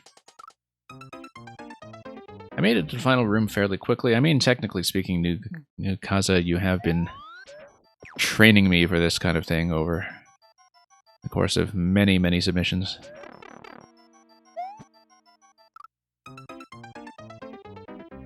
I think I'm probably more proficient at the P-balloon than I used to be, even if I'm still unable to beat a lot of the more precision-heavy stuff.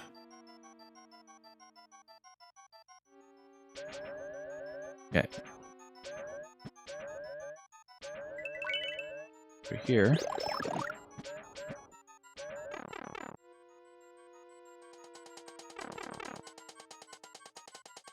Yeah, this room is still a bit of a consistency issue for me, even if I do have a clear intended timing. Let's slow down a bit. Tap. Give myself a little bit of room to boost. No, too much.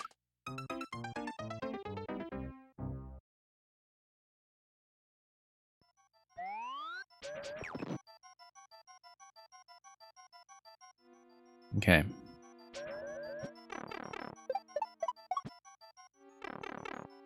One thing that's maybe a bit of a mystery to me is how you managed to become really well practiced with playing the P-balloon with a ton of finesse, because I find that, you know, just putting in the hours isn't going to do that for you. You really do need to have a great sense of speed and momentum when it comes to any of these boost interactions. I mean, I know that part of it is, of course, that as a maker, if you put in a lot of time into making levels around a certain mechanic, you'll just naturally come to master it yourself, but...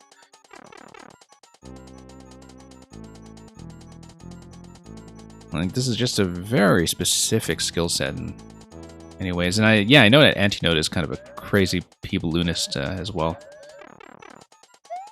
Having seen Antinode's records on some of your levels.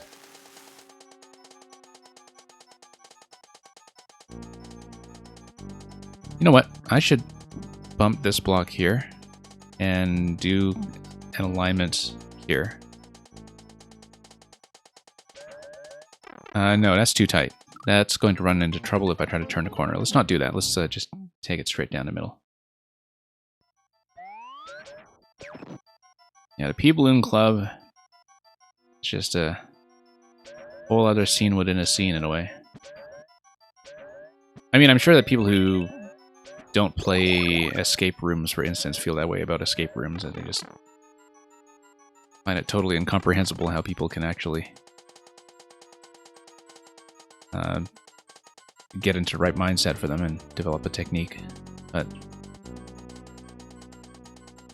it's kind of nice that this game is diverse enough mechanically to permit those kind of specializations to emerge, though.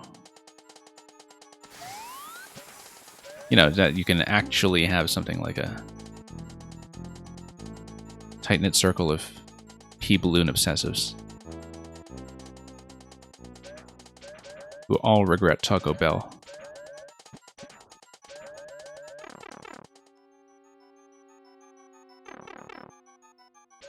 And yeah, I think you need that kind of thing for community building, like just a point of commonality and a thing that you have fun doing that still has enough depth to sustain a lot of variety and development in the long term. I also like this kind of heart shape that you have here, by the way. I haven't drawn much attention to that so far, but it does kind of create this cardioid pattern. Nope. Okay, let's unlock.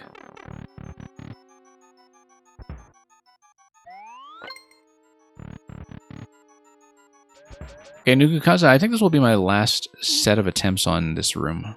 And I'll have to bail. I think I can get back here if you resubmit at some point without too much trouble, so... Oh, whoops. But I don't feel particularly close in this room yet, so... I think it's going to require another day. Nope. Oh, boy. That was... not a great way to fail that one, but we can look at this again at some point. I think it's a great idea. I think that obviously the precision checks are kind of right on the edge of what I can handle, especially with some of the optional keys. But yeah, a lot of these cloud-related mechanics, especially with locked screen positions, really deserve a lot more attention, so... That's going to be a loss. Let's see what's next. Thank you to the patience of everybody who is still in the queue. Next is going to be Meng. Meng, if you are still here, please check in.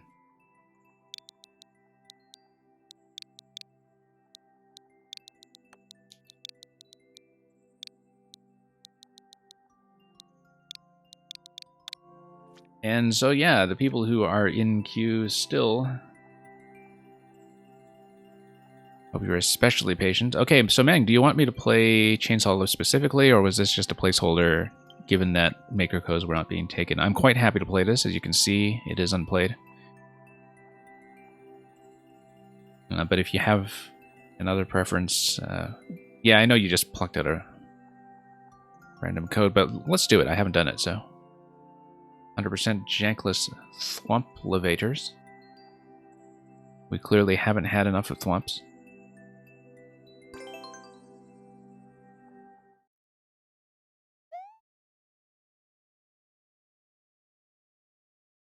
Okay, chainsaw lifts. And yeah, so that's going to show you right from the start that there's going to be a bit of screen shaking going on. And here's a checkpoint just to set the timer. Possible to do this, of course, and go up. There is that one-way panel that's controlling that. I obviously can't just crash into that, but I think I should be able to make that. As I demonstrated, in fact, with the Zerfink level that was in 5YMM. When I just went up the Thwotum pole.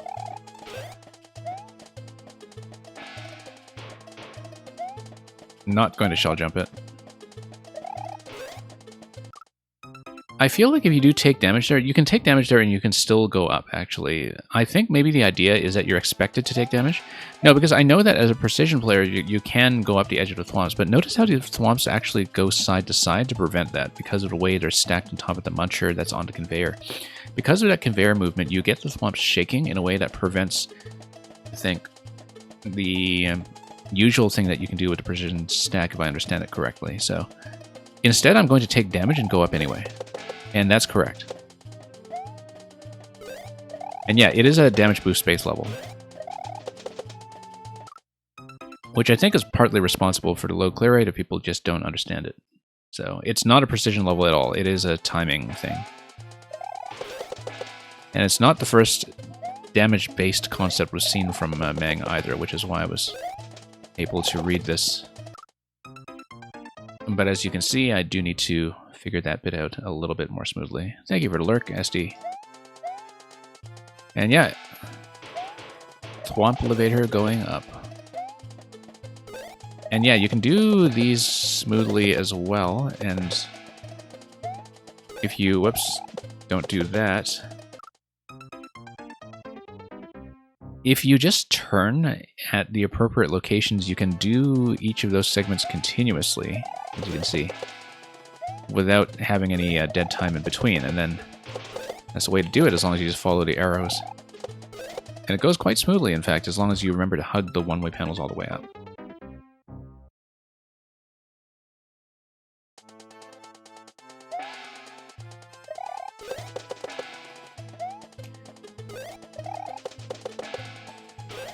I love how, despite SDJML committing to having lurked, that you immediately decloaked to appreciate the lurk message. I appreciate that as well, so. Glad that brought you out of retirement after all this time. No, too low. I do need to go all the way up top before I get that last bounce. All the way up to the arrow. Because I'm going one thwomp too early right now, as you can see. And now I'm going too late. So. Yeah, the arrow is pretty well correlated to the point at which you do have to pull away from the wall.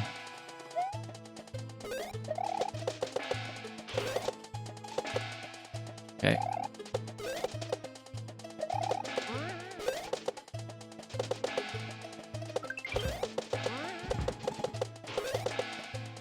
And missed this guy. And that's okay, we made it, so. Okay, here's an up pipe. Fairly gentle as far as Mang up pipes go. Hey, we actually made it through that little entrance with all the spare entities that you have left in this segment. And yeah, do need to aim for the coins. That went pretty well, actually, that whole first section. As far as a blind read-through of a Mang level goes, that's better than I usually do. I do have to jump up to that shell on top of that thwomp, and probably spin jump again after that. Well, let's see how we do. Yeah, I just didn't get caught at the appropriate location among the thwomps that time. And we should do short bounces over the thwomps that are going down.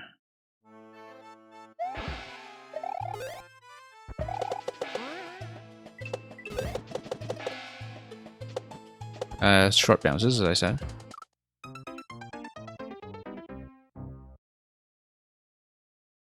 And yeah, Luca, that pipe is only in a partial state of undress, I think.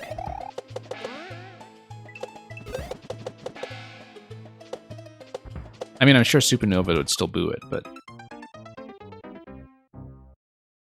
I think it passes. I would rather have that than to have an incomplete circuit of thwomps, although notice that the circuit of thwomps is incomplete on the bottom because, of course, that's where you have to stand.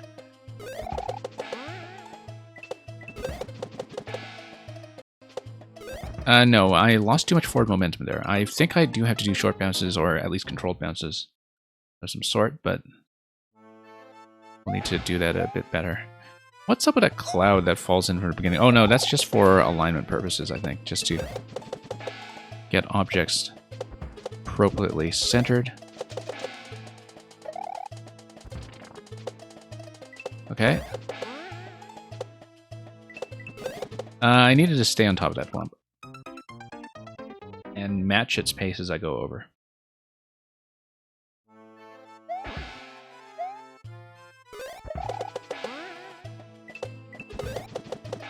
Yeah, pretty good use of that strange interaction there where if you were in the damaged state, you wind up on the top half of the thwomp, or wind up inside the thwomp.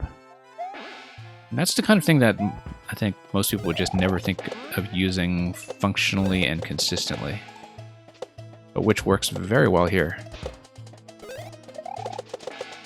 I also like how if you take damage a little bit too early, you can usually still escape.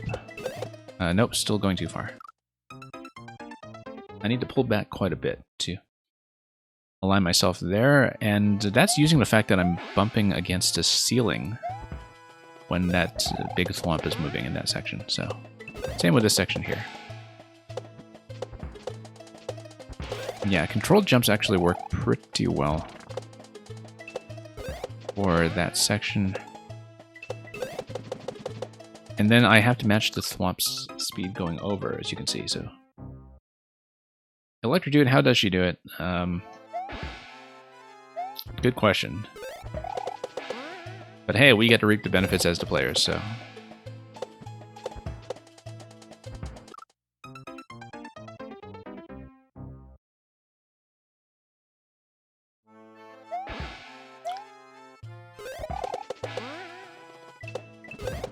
And yeah, because Electrodude, I think the secret to a lot of this, apart from understanding things like momentum rules really well, is that they take advantage of mechanics that a lot of people wouldn't even think of as mechanics. That, you know, they would be things that people don't experiment with because they require things that often look inconsistent. But then when you realize that a lot of things in this game actually have a very consistent rule set to them and a predictable behavior that you can exploit, then suddenly you're taking things somewhere new. One thing, you think I can soft lock by duck jumping into the Shellman bumper. Oh, here above the cloud. Yeah, I was very tempted to try it. Awfully tempted to try it. Yeah, I guess that's why people usually do the one-way panel for that.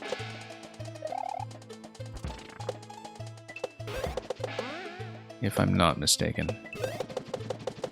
Okay, yeah, you do need to pull back slightly and then push with the thwomp, and that's the thing that's throwing me off, is that you can't just push forward the whole time because you overshoot the thwomp and fall off the right side.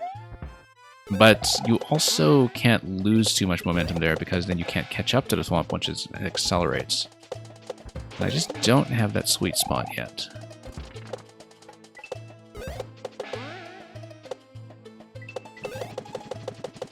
Almost. Almost.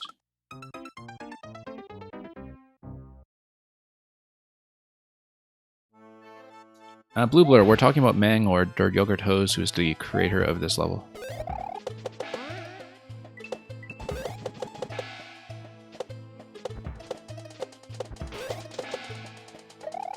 And who is also in chat, in case you haven't noticed already. Because that's what viewer levels are usually for.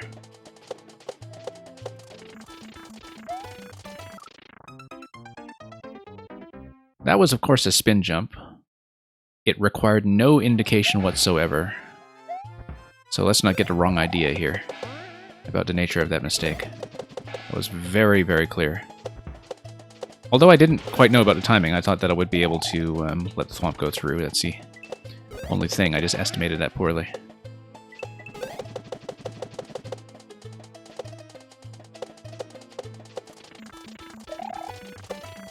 And so we died to the mysterious Murasame Castle.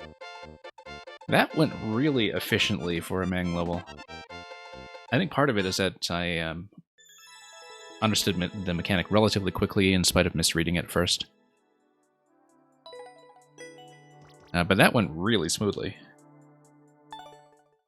And usually so. So, very good selection. Very good choice to give me this one.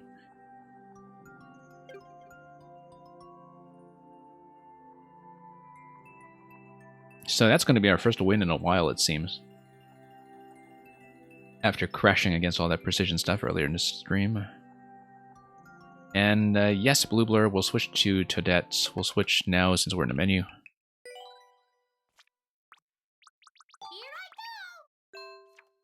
And Sardine Cupcake, you are of course here since you just said GG. Let's bring up this one. 3LS W71 LTF. A fun game of death. Mario just wanted a fun day of stomping Goombas. They had other ideas. So we've got a clear condition on this one. It's going to be defeat at least 20 Goombas.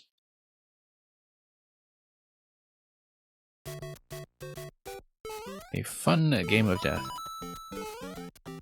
Like that film with Bruce Lee, except with more fun. And yeah, the idea here is that you stomp all 20 and they scream at you and it says nice. Now, if you fail to kill any Goombas, is this an irreversible entrance? Yes, it is. Okay, so notice that if for some reason you don't kill all the Goombas, that the level is unwinnable from this point because you don't have a way to go back. Of course, it's a clear condition level, so I assume that it's short enough that that kind of thing isn't going to matter too much, and the player will know to restart. But that's always something to look out for, that if you have a clear condition that becomes unobtainable after a certain point,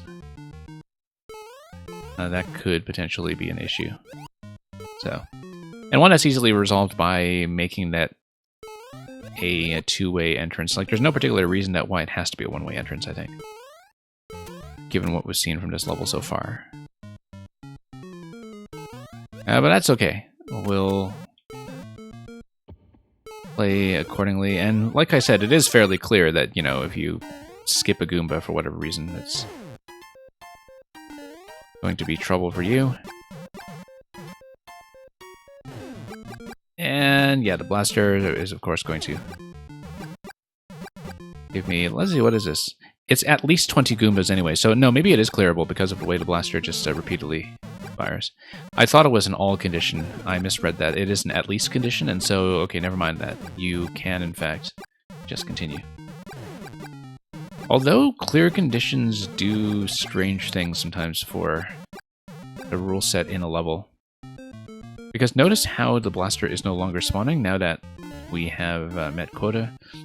And clear conditions also manipulates the behavior of whether or not certain objects respawn. And so there are some really strange behaviors with them sometimes in terms of whether the numbers will add up and whether objects behave in the same way. So anyway, fun game of death. Thank you for that. It only fit a certain amount of Goombas, yes, exactly. Yeah. Definitely more of an introductory level, but very engaging by that standard. Like the kind of thing that, people doing Endless Easy should ideally run into.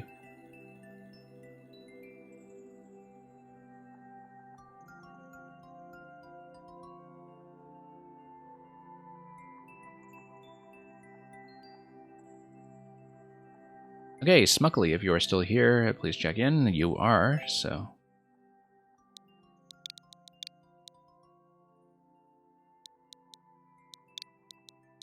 And even showing up with the Bob Ross emote.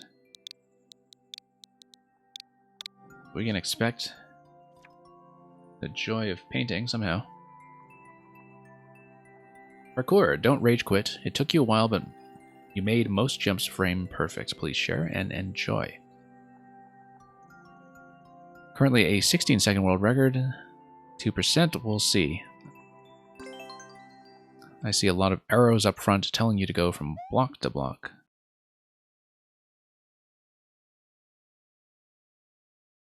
And we'll see if it's just jumping from block to block. Oh yes, with a cannonball timing as well. 97 seconds, but that should not be an issue given the world record that we saw. I think I needed to spawn another cannonball here, unless I just need more momentum. No, I just need more momentum. And I needed to hold that jump. I wasn't quite sure given my falling location here. yeah, Sardine Cupcake, I mean, do what you need if you have controller issues like drift problems or anything else.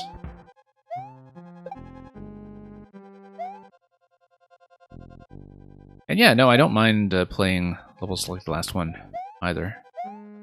We do a bit of everything on the stream, so some things more than others, but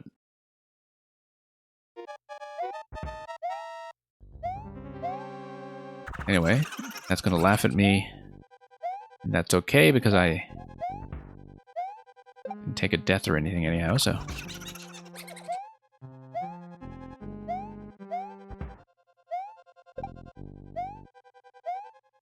Yeah, I'm not sure you needed just a continuous block of one-tile spikes here, but that's because I personally just find them to be a little bit hideous. One of those things that Nintendo put into Mario Maker, even from Mario Maker 1, that I think never really fit into the look and feel of Mario very well. And like I've said many times on a stream before, I sort of wish that we had more artwork swaps for things like the one-tile spikes like we do in SMB3 Underwater. Your newest Joy-Cons just started acting up today. I strongly recommend getting electrical contact cleaner. It is very cheap and will keep your Joy-Cons alive with regular maintenance and save you a lot of money in the long run as well as a lot of frustration.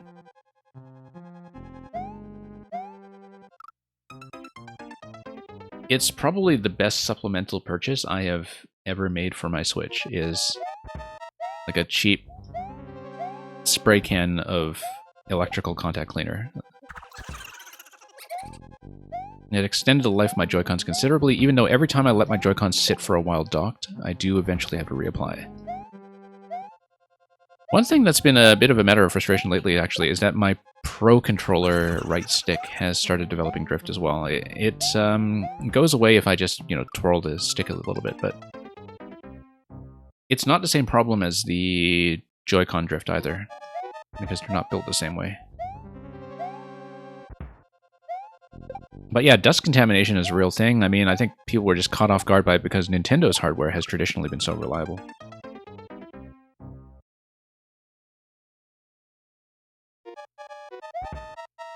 Smugly, I don't mind the length so far. The length is fine. I think the margin of error around the wigglers can be a little bit hard to read in terms of whether you need to control your jumps on the way in, simply because the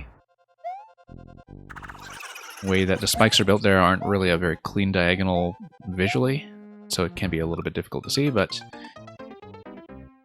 as you can see, I am making it through some of those jumps, and so that is just a matter of learning it and understanding what I need in terms of momentum and in terms of just holding the jumps down. As you can see, releasing that last jump a little bit too early.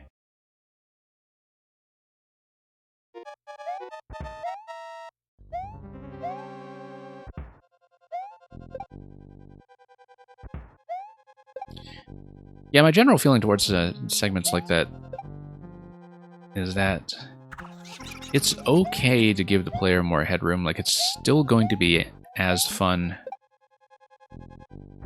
to have a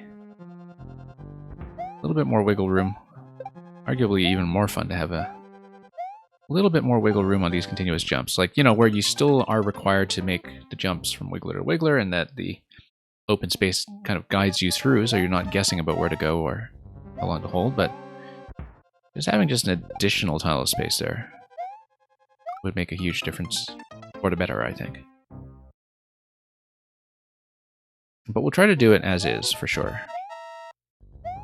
And it's partly a matter of personal preference. As somebody who's, really not a precision player, I tend to like a lot of headroom when it comes to platformers. And I know that there are a lot of people in Mario Maker that don't share that opinion.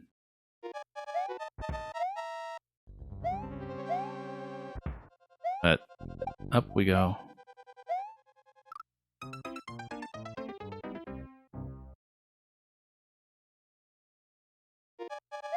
And yeah, if there's a spin jump afterwards, we'll look out for that. It's something I can probably read for myself. And I don't mind that as your first level. You know, everything kind of needs playtesting to be refined.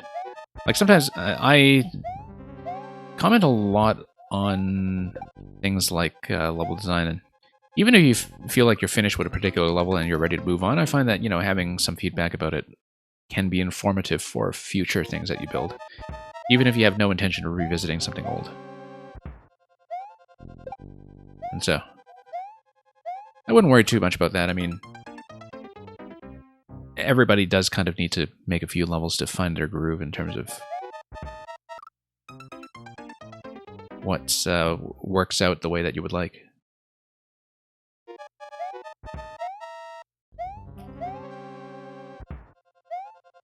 Okay.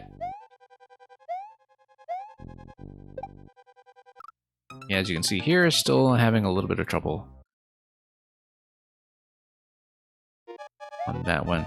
I think part of the issue is that when I do bounce on the first wiggler, I actually don't know at that point if I will make the next jump. Like, I can't tell from the spacing, and I can't guess from the spacing whether or not I'm safe.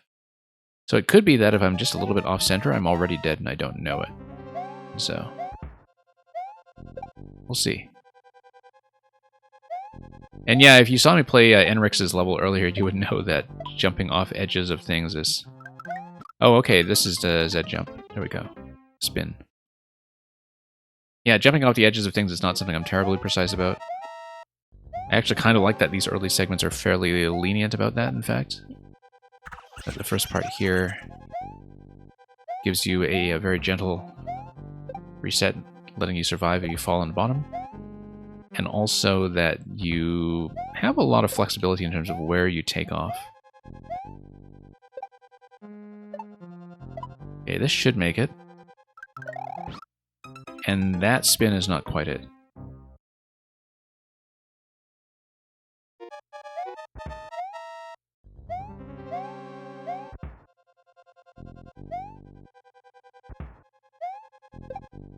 Okay, up we go. Nope.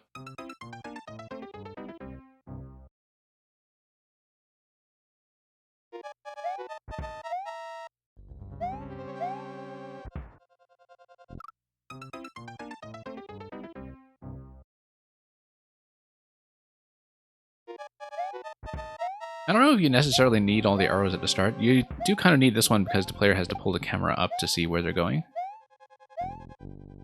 But the ones in the introduction, I mean, it's not like you're able to go anywhere else, right? So... Anyway, here we are. And has a smile at the end. But yeah, hopefully that was an informative playtest. The jumps themselves are fun. Like, I think they definitely have the right idea, and I think it's very clear what to do. For an experienced player, it's not going to be too much of a problem at all. It's more that, in general, I think, you know, the difficulty of seeing how the diagonals line up as you go down between the wigglers can lead to a lot of deaths where you just kind of barely trip over a corner, right? That's usually a sign that maybe things can be relaxed by about a block or so. Also, if you're fairly new to level making, I strongly recommend playing around with the decorative elements like the semi-solid platforms and such, because then you have a bit more variety in terms of how you fill space visually, and it actually winds up making levels easier to see. Because the thing about the nature of the spike block artwork is that, you know, they're kind of glowy and pointy, and the glowing kind of creates a bit of a visual distraction if you have lots of it on the screen. And so yeah, definitely play around with the visual palette a bit, and a lot of these things are just going to come with experience. So thank you very much for sending that and giving me the clear. And thank you, Mang, for coming by as well and for showing me that excellent chainsaw level.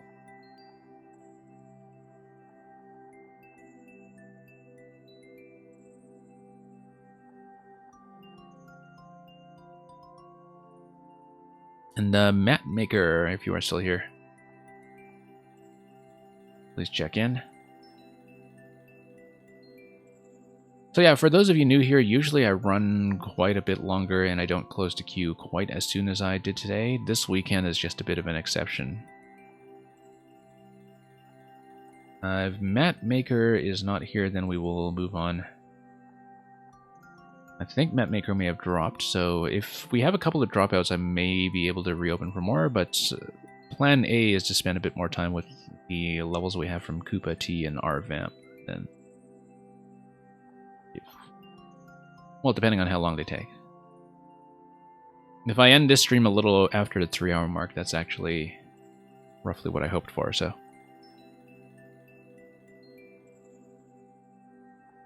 We'll see how things go. Koopa T, if you would like to check in, that would be much appreciated.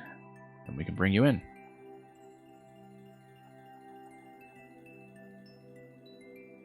I do see Koopa T on the list, so I'll just wait a minute here. Otherwise, we'll bump back one spot, as we do with people who are potentially AFK. And then last one we check for after that will be RVamp.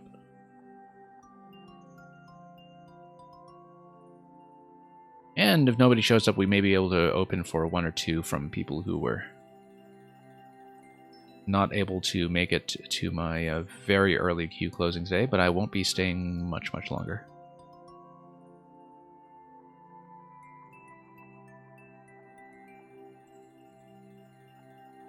Okay, so what I'm going to do is I'm going to check for RVamp. I'll move Koopa T back 1 spot since they may be AFK. RVamp, if you're here, please leave a message.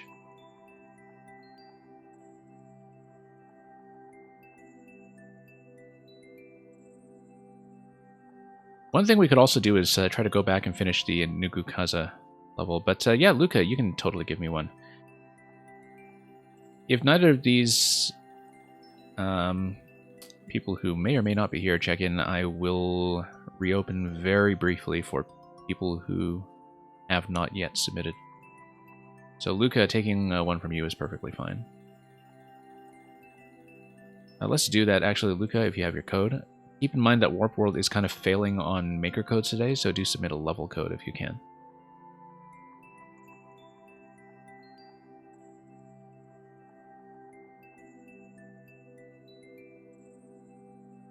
And yeah, like I said, Blue Blur, RVamp and Koopa T are listed, so if they are just AFK, I'll give them a second chance. Which is my usual policy. And Luca, just to keep timing under control, yeah, I will enter that manually, Luca. It just won't appear on the bot. Like I said, maker codes are failing today.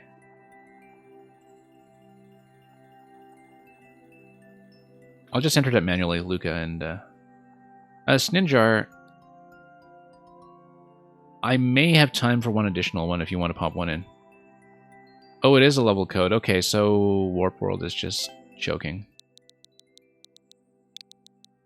Yeah, Sninjar, I was already kind of closed, but we have some no-shows at the end here, so I may have room for one from you, but I will almost certainly have to stop after that. Luca, we actually did play this. I'll see if I can find the footage for you, but we can do another one. Yeah, RVamp, you're still in the queue. Don't worry about that.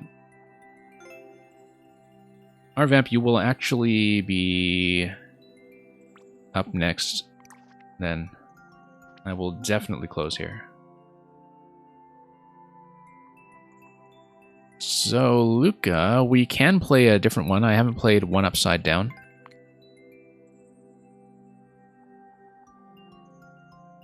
Yeah, because we had, in fact, played Floodpipe Stomp Hold.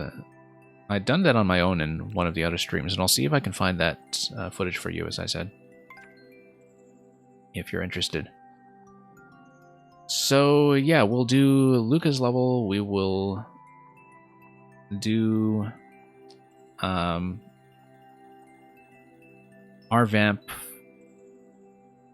and or Koopa T if Koopa T actually comes back to check in. Yeah, RVamp, like I said, it's just the AFK rule. I thought that maybe you had stepped out, so you'll be next after this, and we'll probably finish with Sninjar, and that is likely all I have time for today, so.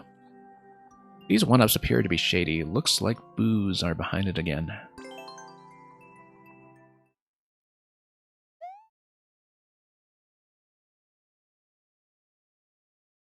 And just watch as I accidentally extend my stream by an hour, as I usually do. Of course, we're going to check up here. Looks like it's just a bonus of 30 coin, as well as this opening artwork. I like the way that it just overlaps the skull there. And, oh, it's a reversal. Okay, okay, interesting. Yeah, Luca, of course, created the roller ghoster level that was in 5YMM, and is no stranger to just overlaying things on tracks to have certain disguising effects. And it's very much the same idea here, that we have something deadly buried under the one-up mushroom. So let's take a look at this room first. And yeah, Stinjar, no worries about being back soon. Let's let the bombs blow up. That will remain open. Unless that contains vines, of course. And yeah, once again, Boo, buried in there. We need to not touch the one-up, so I have to keep that in mind. The whole purpose of the beginning of the level is to emphasize that for you, in fact. Do not touch the one-ups. They lead you into temptation. And just end up causing all kinds of problems, so...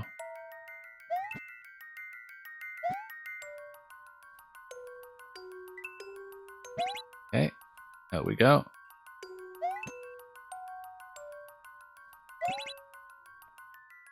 And back out. Oh, whoops, no, didn't mean to do that.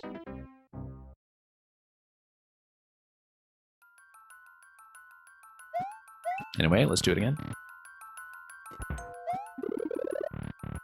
Oh, whoops. Didn't mean to do that either.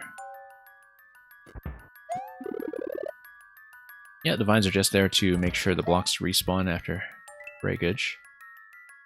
Right, because the gate controller is to make sure that the one-ups all get loaded in properly. It's a loading delay to prevent the player from interfering with anything before the track setups are properly laid out.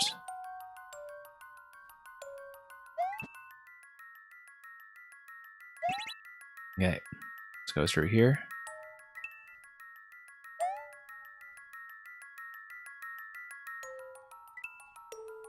And we'll follow the coin trails somewhat. Oops. Let's not touch that just yet. Nope, need to go a bit faster.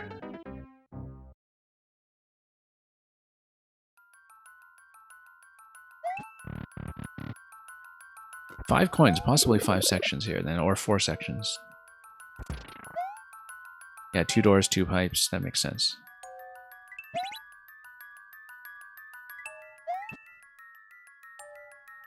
Okay, let's not be careless then.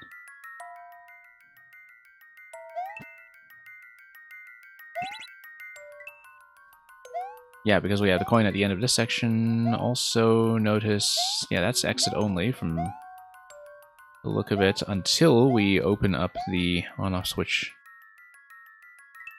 top, which may be this interaction, maybe another one. Let's get all of these guys out of the way first. Nope, too soon. Let's not try to cut too many corners while we're at it. I like how the visual effects highlights the Boo and brings it to the foreground when you do collide with it.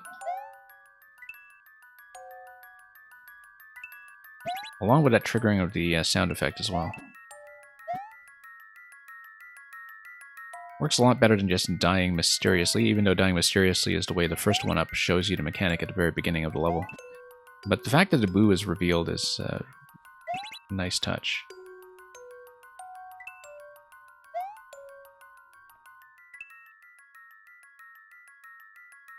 And that's where the idea for the Boo train came from. Yeah, once you just found a right overlap and a right theme to make that work, I guess.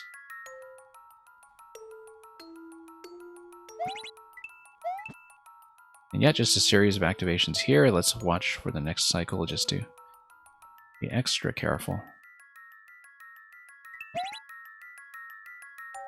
This is still going to be safe.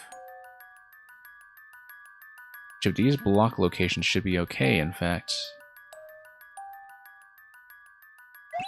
And then we'll go through here. There we go. Okay, one section down. Yeah, let's go left first and then right. Yeah, once again, this cross marking the grave that you're ascending from is going to get everything loaded in.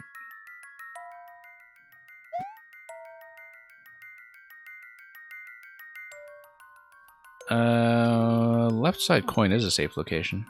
Let's just take that and just wait for everything to spread out a bit. There we go.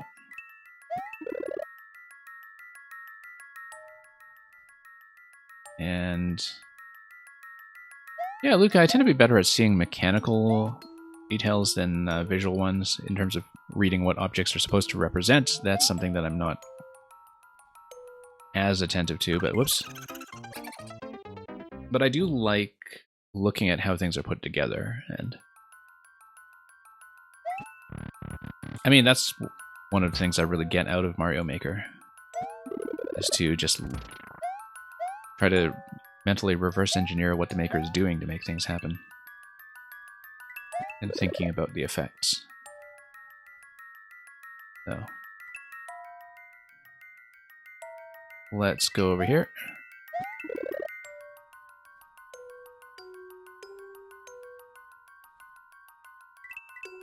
And yeah, next cycle. That's a bad jump. Sardine Cupcake, thank you for staying for so long, and thank you once again for the level earlier. We'll see you around.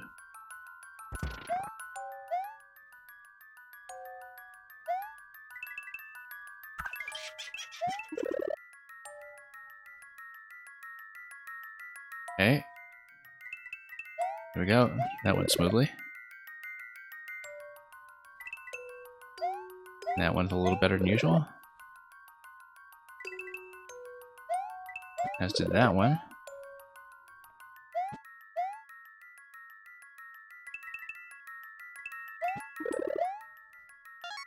Yeah, I've said of many of Luca's levels by now that a lot of them remind me of how people used to build in the Mario Maker 1 style, although obviously we didn't have on-off switches back then. But I mean in terms of the overall flow of the layout and having, you know, a lot of these narrow corridor mazes that are in continuous spaces. I felt like that was very much a Maker 1 signature in many ways. Okay, this is kind of like the other segment that we accessed via doors. Nope, we needed to go fast out of there, though, so...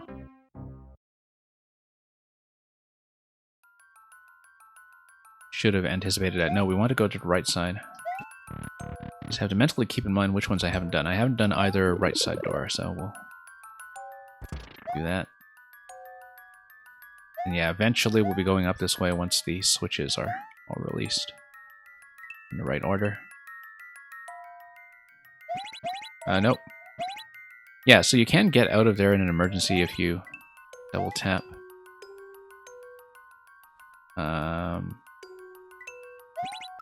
Well, yeah, but I should actually camp out at a safe location until I have an opportunity to do that instead of rushing it.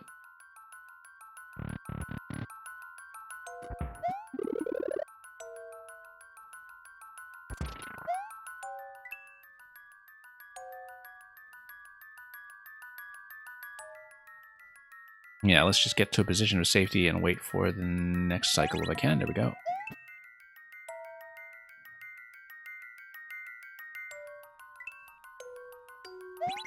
Okay. And yeah, you do get a bit of a rest stop position of safety. But then you get popped back out afterwards, and so that's the thing I have to look out for. And now we can go up top, although I think I have to go through the bottom first. And we can just follow the coin trail for that.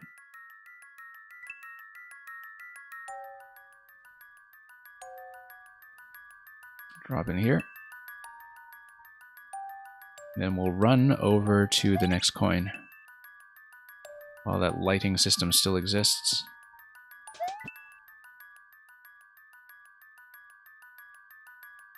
Very stealthy experience. All about waiting for the right opportunity to strike. Or rather, jump.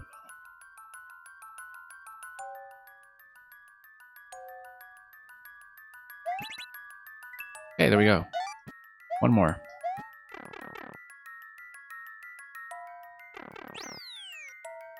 And it's going to be the right side room here. It does rely on you to have a good memory for which rooms you have done. Because the visual cues are not going to help you there, especially after checkpoint.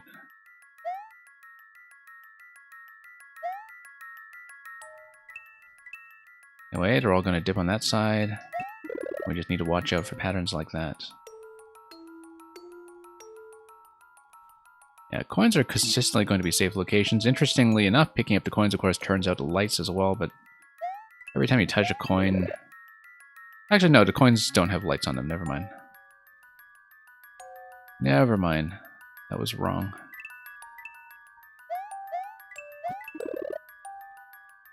But yeah, plenty of guidance in terms of relatively safe locations, except there I need to rethink how to do that. Just one tile at a time there, I think.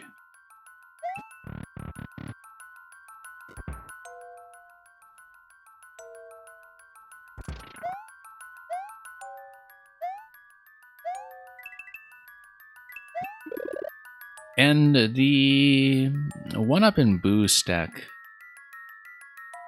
is kind of nice in terms of the visibility of the lighting as well, of course, just given how they work in the dark world here. Yeah, the light comes from the arrows and entities, yep. Like the skull platforms and of course all of the Boo stacks that we have going on.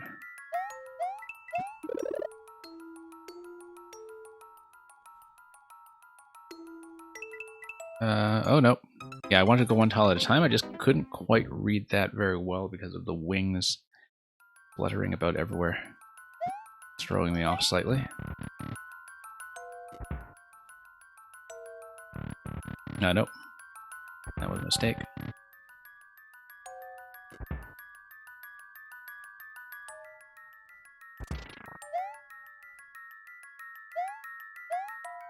Okay.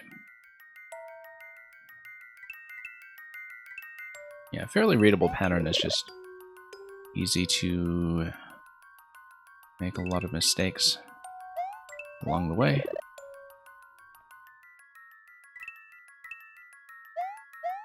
Okay. Really slid back there. There we are. I don't know why I keep hitting each one of these. I guess we do set up a replacement light. Okay, so we need to watch this pattern here because... yeah, they double back on the same diagonal, and I need to watch out for that.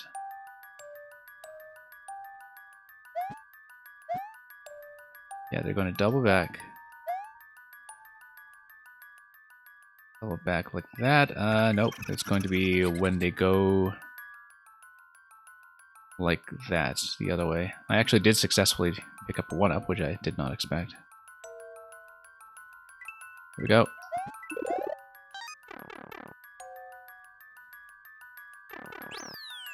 And now we grab the safety coin and we are out.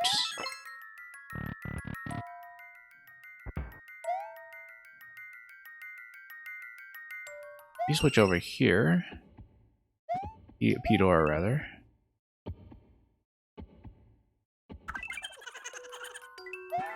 And okay, get some lights on, and of course we'll check up here for anything of note. More 30 coins. Yeah. I appreciate now this one-up mushroom with a skull on it. Deadly one-up mushroom, that's what it is. I didn't read that properly first time I saw it, so.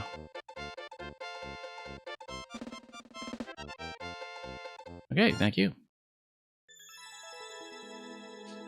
That was not properly in the bot to begin with, so what we'll do instead is type in current to bring up our vamp, who is going to be in now. So thank you for that, Luca. I'm glad I didn't accidentally remove our vamp from the queue. So yeah, our vamp, if you are officially back from dinner in the longer term, do let me know and we'll do yours next.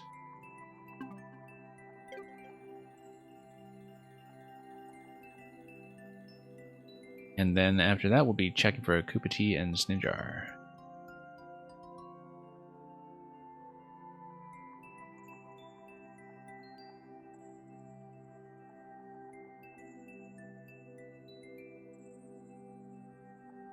So we'll just give our vamp a moment here. You are here, good.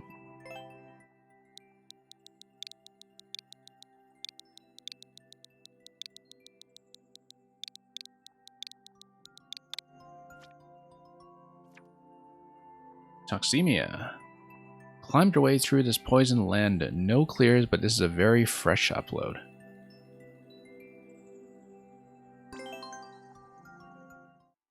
So I have no idea how it's going to go. But thank you for offering me the first clear.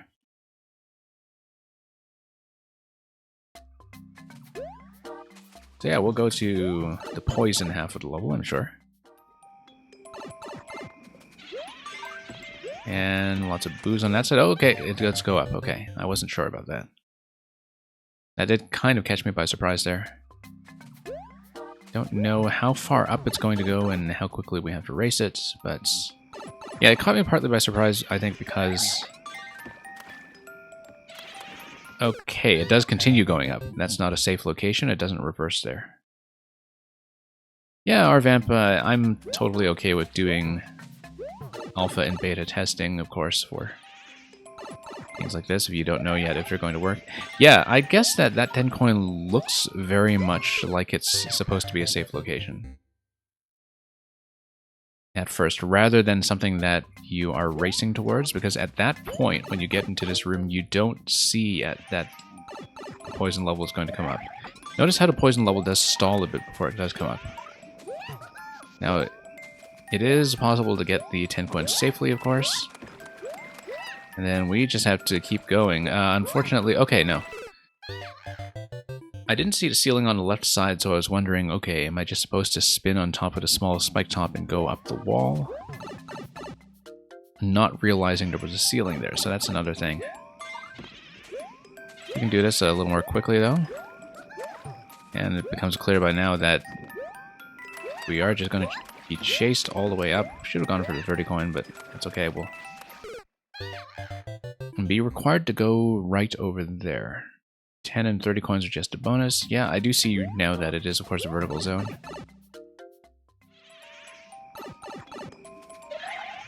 Yeah, I feel like the startup of this zone has to be a little more gentle in order to work, especially because you're basically going straight horizontal, right? Like, instead of going straight horizontal here, I mean, you can do that later on in the level just fine, and there's a lot of time pressure that goes well with the pace of the poison. But for the first part, because the player is still getting used to the pacing and the mechanic, it would make sense to maybe have like a bit of an incline to have a bit of an initial climb that allows you to read the speed of the poison going up and expect a vertical climb. Because until that point, until you get over here, it isn't clear that it is a vertical zone. And so it's very easy to misread that. And here, if you wall jump to the left, as you can see, you're also potentially in a bit of trouble, since there seems to be an implicit expectation that you're jumping over to the right. But we'll see. I mean, after the first turn, it becomes clear that this is supposed to be left and right, back and forth, and trying to beat the poison timing.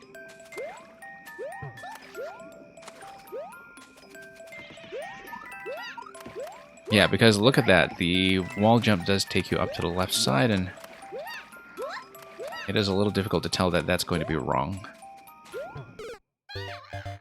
So it's partly just a pacing thing that, you know, it's fun to have this kind of time pressure and to understand that you have to go horizontally as fast as possible before you get swamped. But you do need to price in just a little bit of reading time at the very beginning, and yeah, because after that wall jump, it's very tempting to go left directly, as you can see, because you can't see the ceiling above the spike top.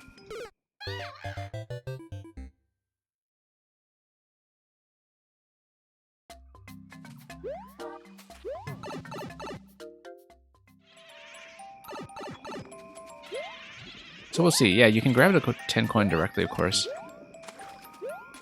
The semi-solid seems to imply that it wants you to land under the 10 coin, but oh, whoops, one mistake is going to be death.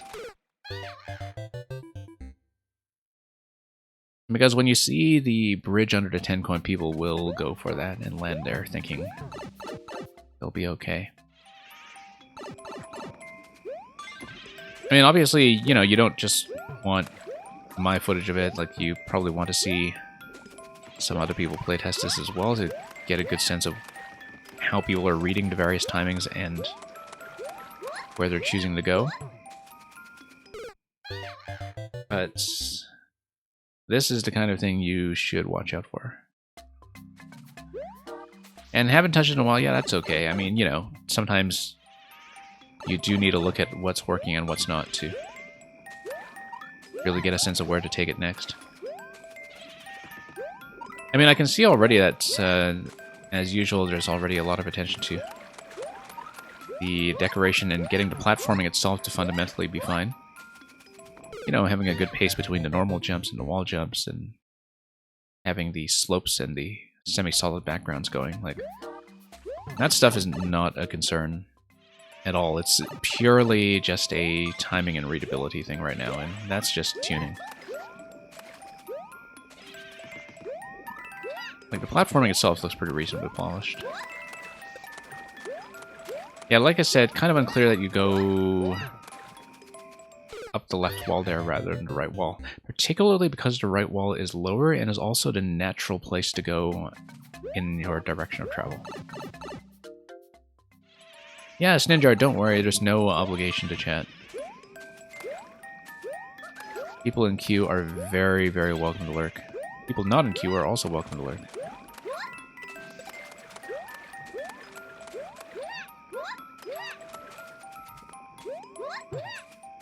Okay. Doing that timing a little bit better. Okay, this part here. As you can see, it looks like some of these parts,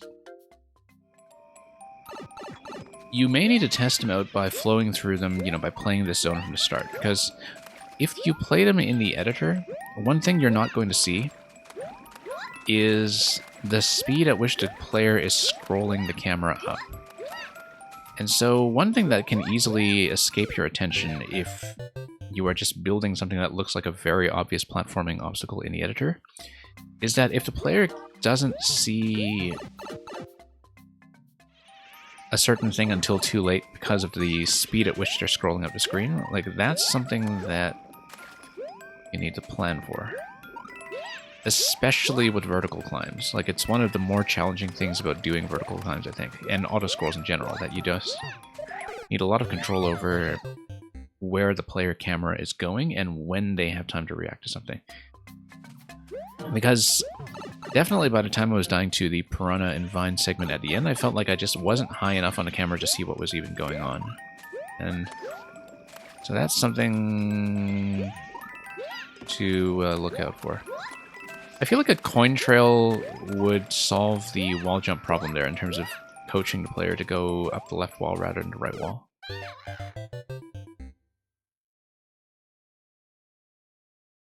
And yeah, for the start, having a kind of gentle climb is, I think, a good idea if you have the space to do it.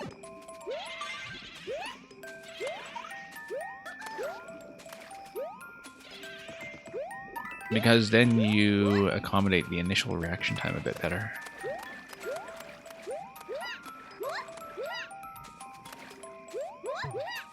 Okay, I should be doing most of the wall jumps faster. That seems to be something that could fix a lot of issues I'm running into.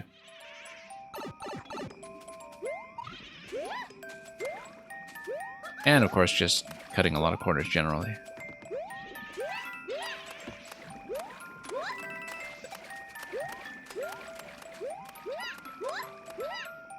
Yeah, I feel like I'm doing too many wall jumps there too. That it seems like the expectation is that you are supposed to go up a certain wall first in order to have the best pattern going up.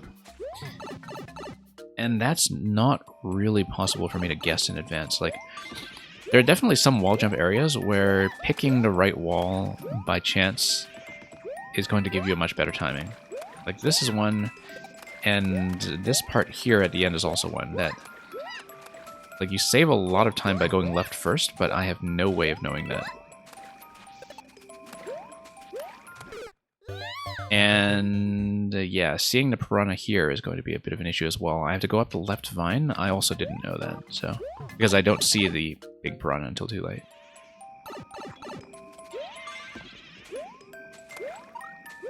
And, yeah, you know, doing this kind of level... is a design challenge, and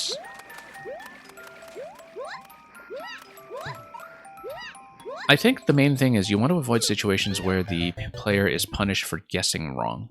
That's the thing.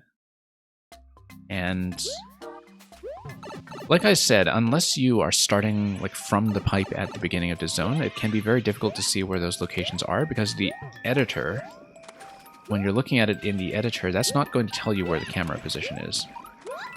And a lot of what I'm talking about depends completely on the camera position in terms of what the player is going to see at any given time and how they can react.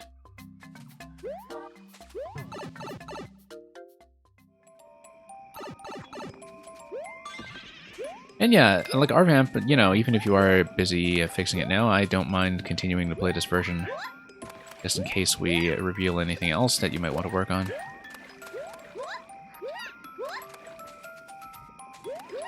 I mean, hopefully it will still be useful for you, and like I said, the platforming itself is fun. I think maybe having Divine climb right beside the piranhas like that is a little bit tight when you're doing it under time pressure. It feels a bit unusually precise compared to the rest of the level that had come before it. Like, you basically want, I think, the whole level to have a consistent band of precision that's working in. Like, you don't want a sudden spike in what the requirement on the player is in terms of having to dodge something like the piranhas, for instance. Like that. Like, if you work up to something like that, that's okay. You don't necessarily need to make it easier, but you do need to make it a little bit more expected. Because at that point, the player has no reason to think that it's the kind of level that's going to demand that level of caution, especially because they'll be going fast the whole time. Whoops, I let go a bit early. That one was 100% my responsibility. If there was one thing I could add to Maker 2, what would it be? Oh, it's very hard to pick one thing. I like to say the penguin suit when the discussion comes up about power-ups. I think, though, if we're not just talking about power-ups, I can definitely think of other things that would be useful.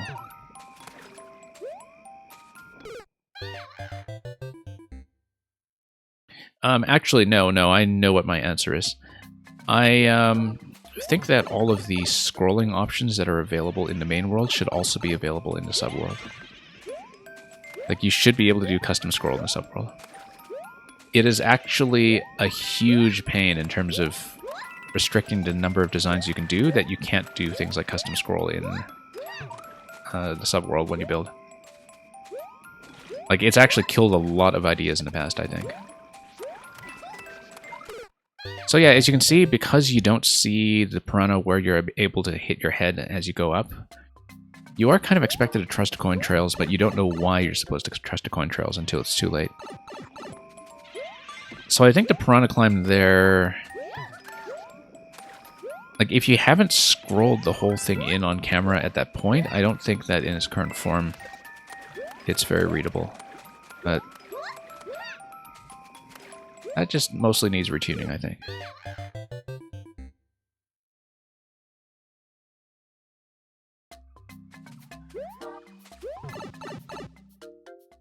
And yeah, Blue Blur there. There's a lot that a restart from checkpoint button could do. I mean, it would be an obviously nice feature. I actually feel like it's one of those things where even though the feature is obviously nice, you are actually going to see some worse level design because of that. You know, where people just say, oh, it doesn't matter that we have a soft lock because you can just restart from checkpoint. You would definitely have people saying that, for instance. Now, that's not a reason not to have a feature. I still think it would be a very useful feature, but psychologically, I think that's what's going to happen if eventually we have that in Mario Maker 3. That you just have people who get lazy about level design because they say, oh, you know what, just restart from checkpoint. And that would be their problem. It wouldn't be the problem with the feature. It would be an issue with the maker. But nope, missing the jump. Yeah, Luca, I would love to have placeable blocks of water, like in Donkey Kong Jungle Beat. I feel like scroll locking needs an additional thing to control the boundaries that isn't just hard blocks and ground blocks. Specifically, it would be nice if you had a way of doing scroll break with an item that, like with a block that could be reset. So something that is the equivalent to placing vines inside a question block, for instance, where the block resets. I think a scroll break with a reset would be extremely useful. And that's something that the game currently doesn't have, and where, you know, because you can't place something like vines in a hard block, if you break a hard block when doing a scroll unlocking, it's a one-time thing, and it remains broken. And of course, a lot of designs depend on that, but I think the fact that it must remain broken actually restricts a lot of ideas as well. So that's something I would also add, like some way to have a scroll lock, like a breakable scroll lock boundary that can be refreshed.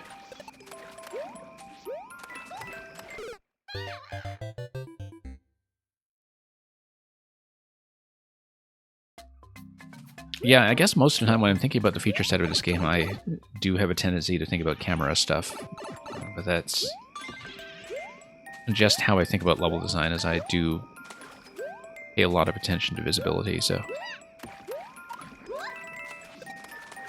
And also to puzzle tricks, which, you know, is a huge thing that scrolling tech has made possible in this game. That the puzzle side of the game was really one of the things that benefited most from having all the new camera tech come in.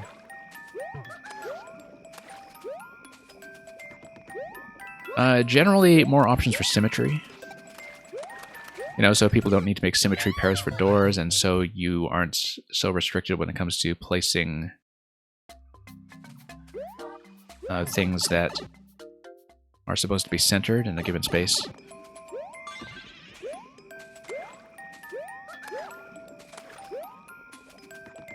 Yeah, I know the current engine just doesn't really accommodate a lot of things like half-tile placements, but...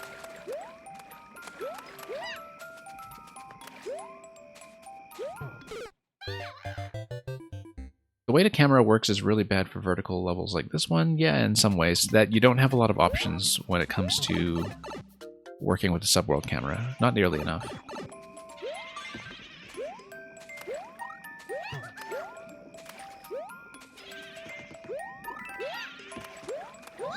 Okay. Up here. Go down this way. This one. Okay, this is better than usual in terms of timing.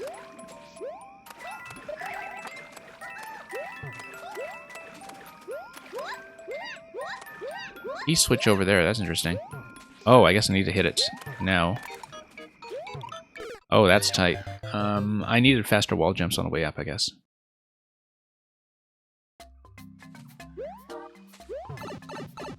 You think it would be a good idea to add the fake blocks? Which blocks do you mean by the fake blocks? For some reason, I just visualized the ones in Mario Kart first.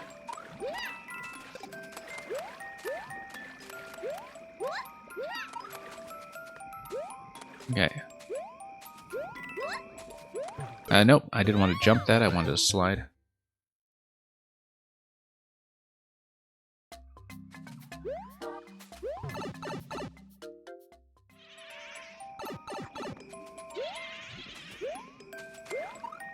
And yeah, Luca in general, yeah, no, I know what you mean in terms of just always being centered in a way that puts you near the top of the screen, which, well, given that this is a game that's all about jumping, I mean, that's kind of understandable why they would do it that way, because you don't want the camera to just be tugged all the time when you're doing normal jumping, but... And you also want to be able to see what's beneath your feet if anything's chasing you from below, but it's true that the center position here before the camera gets dragged up is really quite high.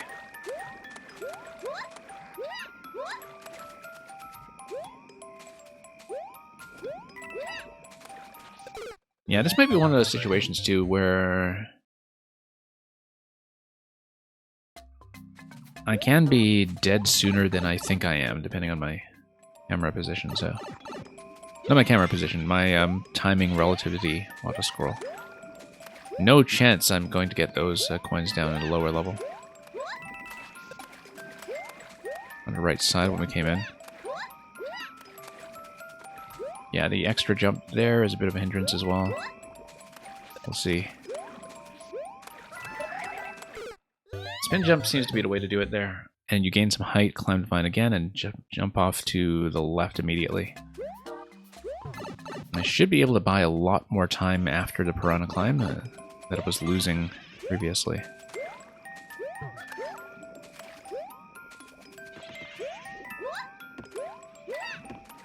Yeah, going up that side's going to lose a bit of time as well. I feel like spin jumping off the spike tops could actually create a bit of savings here as well.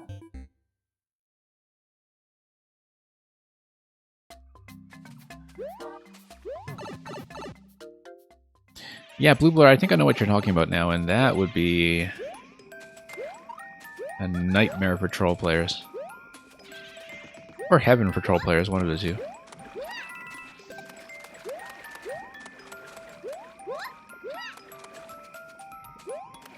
Okay. Not my best attempt, but enough to work with here. Yeah, as you can see here, given how fast you have to be going at that point, I do think the piranha climb in general is maybe a bit too punishing, but as you can see, I mean, I don't really have a lot of proficiency with doing position placement under time pressure. But it does seem to not fit as well with the difficulty level of the rest of the level, I think. That's okay, we'll try to manage it. Yeah, as you can see, can't see my headroom. So. We've done it before, though. I should be able to get past it without too much work.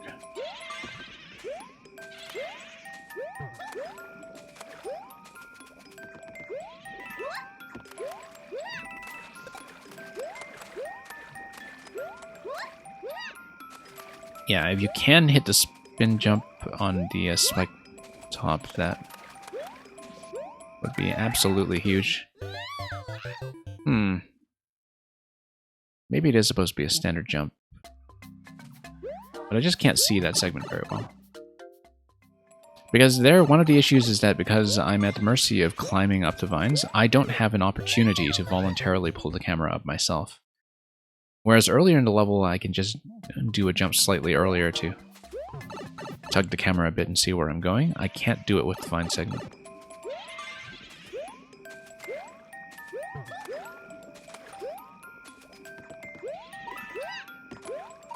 Okay, down here.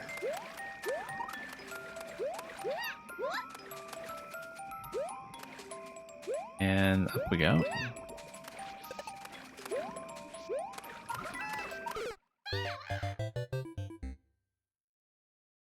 Yeah, maybe a spin jump isn't going to work there. I do need a regular jump and probably a twirl. Just need to not hit my head.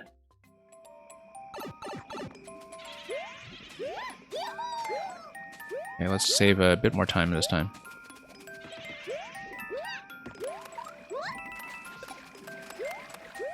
It's working a lot better on this attempt.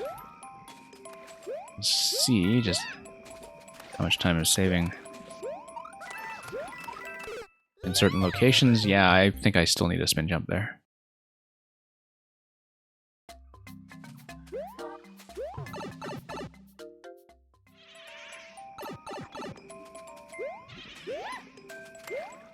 Okay, over we go.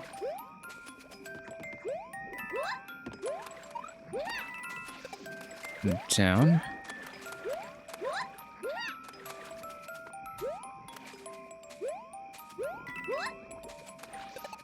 Okay, this is still fine. And yeah, spacing there is just a little bit too tight. If I landed on the left of the big piranha, that's probably going to be a bit better.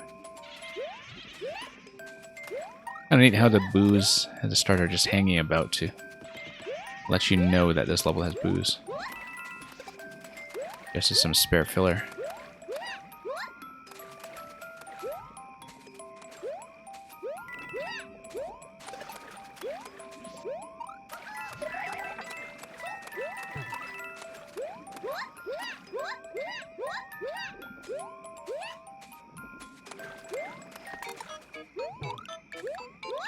Okay.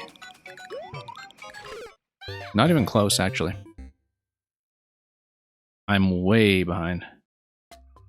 Yeah, Blue Blur, I am still using Toadette. I hadn't received a request since then, so I just keep the character until there's another request to change, unless there's some other external reason to be switching.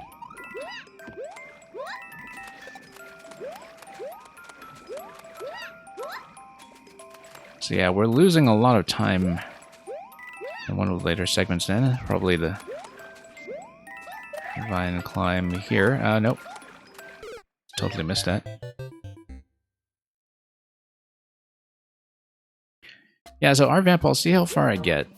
Since you're revising this anyway, it's possible I won't finish, since I did mean this to be a shorter stream.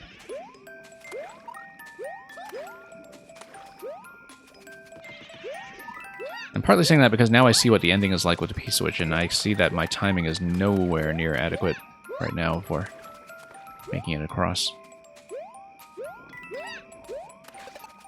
So I might still need a fair bit of work on my part before we're anywhere close to doing that.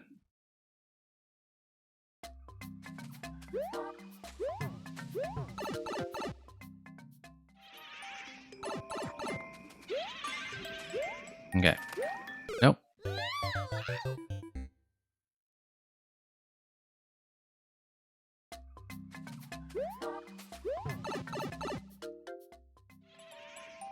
And yeah, Blue Blur, I think the platforming's fine. It's purely a timing thing. I just think the timing is too punishing, and that the Piranha Climb segment has the issue with reading where you're going, but otherwise, you know, this is good, solid material to work with.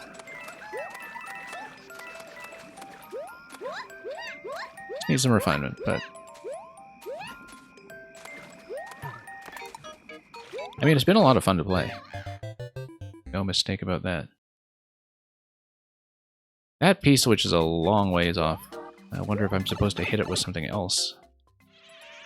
I don't see what that could be, though. Nothing to pick up.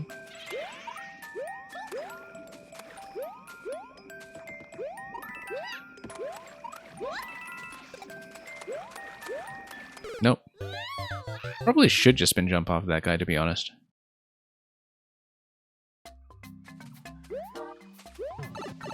I need all the speed I can get on the way up.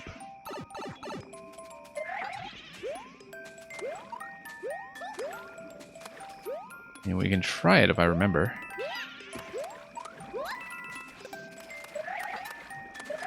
Not that guy, the next one. Maybe a spin jump doesn't give me enough height to do that, though. That may not be a good idea after all.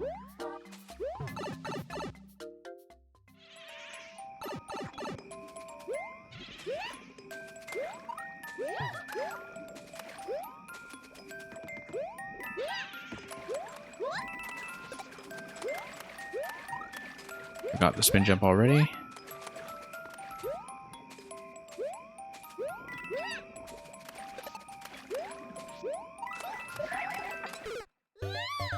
Yeah. I'll try to make at least one more run that goes as far as the P-switch.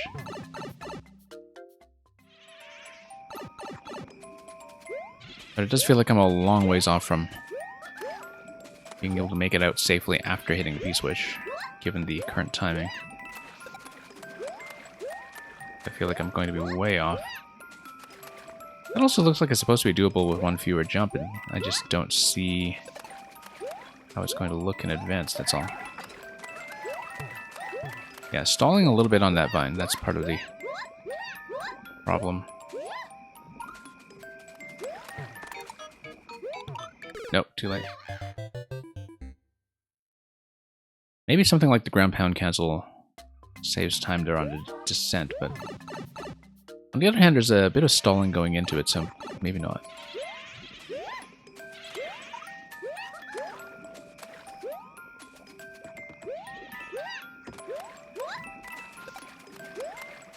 No, not like that.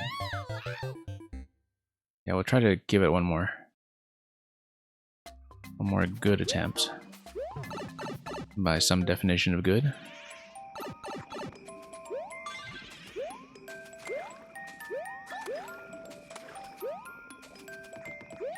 Then we'll try to make that work. Yeah, I feel like that can be done faster with like one wall jump rather than two. But I can't actually see that because once again I can't see how high I'm supposed to go. Going in, even if I'm familiar with the layout already, so.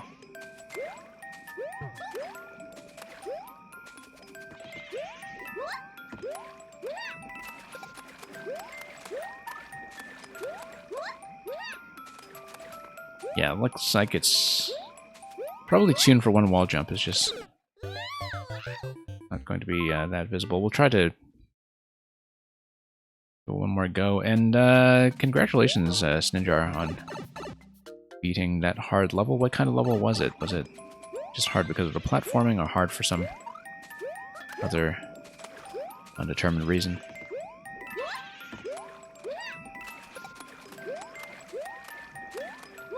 Yeah, so you can actually spin there and save one jump.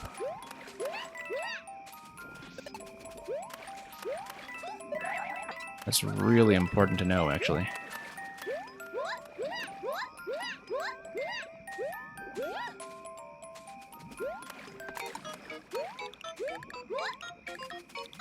Okay. No, you do need to kick the bomb all the way over. That's getting a little bit rough, but given that the bomb is just going to go horizontally, like it looks like a segment where you do need to spin over the bomb. So yeah, the platforming is fine. I find that it's mostly just a pacing issue with this level, that you have so many straight horizontals that you do need to account for the time the player takes to read something, especially with the poison coming in very quickly and making everything super time sensitive. Anyway, good luck with the next revision. I'm perfectly happy to see new versions as they come in, so... I can definitely see why there are no clears yet, though. About a minute on it. Of course, I can't see the subworld here, so... Don't know how close I was after the bomb. And yeah, Blue Blur, we will read number 62 before we get into the next level. And we'll do that now, actually, before we progress with the queue. And yeah, see you around, Nugukaza.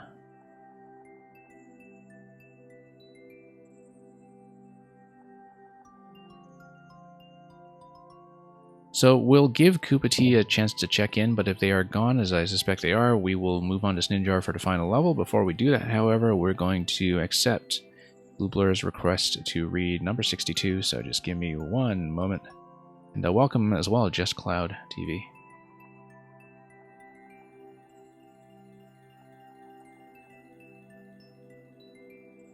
Okay, number 62. Sin of self-love possesseth all mine eye, and all my soul, and all my every part. And for this sin there is no remedy. It is so grounded inward in my heart. Methinks no face so gracious is as mine, no shape so true, no truth of such account. And for myself mine own worth do define, as I all other in all words surmount. But when my glass shows me myself indeed, beaded and chopped with tanned antiquity, mine own self-love quite contrary I read. Self so self-loving were iniquity.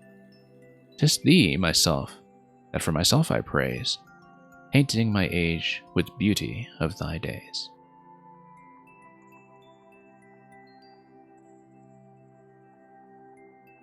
Okay, thank you for that, Blue Blur. Don't think I've done that one on stream before. Let's remove Koopa Tea and let's bring Sninjar in, who has, of course, just completed a Kaizo level and is now able to watch whatever we do with this submission. And this is going to be our closer today. And I ended up running the stream nearly to the 4-hour mark, regardless, despite my best efforts. But let's take a look at the technical desert puzzle. 140 by Scythus, not surprising. Contains a bit of tech.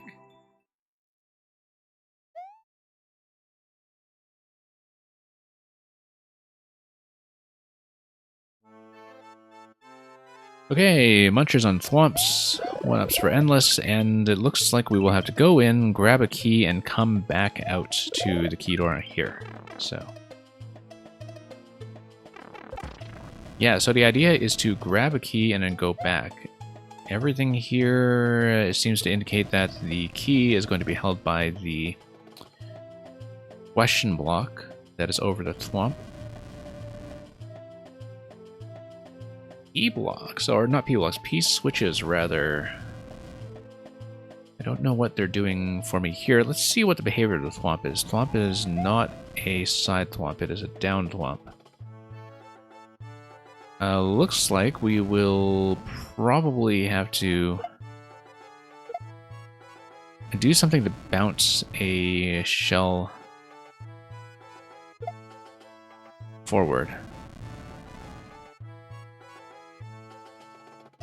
Now let me think about what the mole could potentially be for. We can hit P-switches by doing an up throw, of course, with any of the objects here. We also have the on switch, which is inaccessible by anything from the side, and which I don't actually see how to activate because I don't know what's going to break that block. So...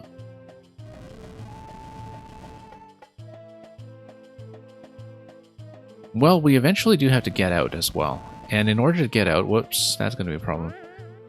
In order to get out, I will probably need to detach a P-switch and go back over that way.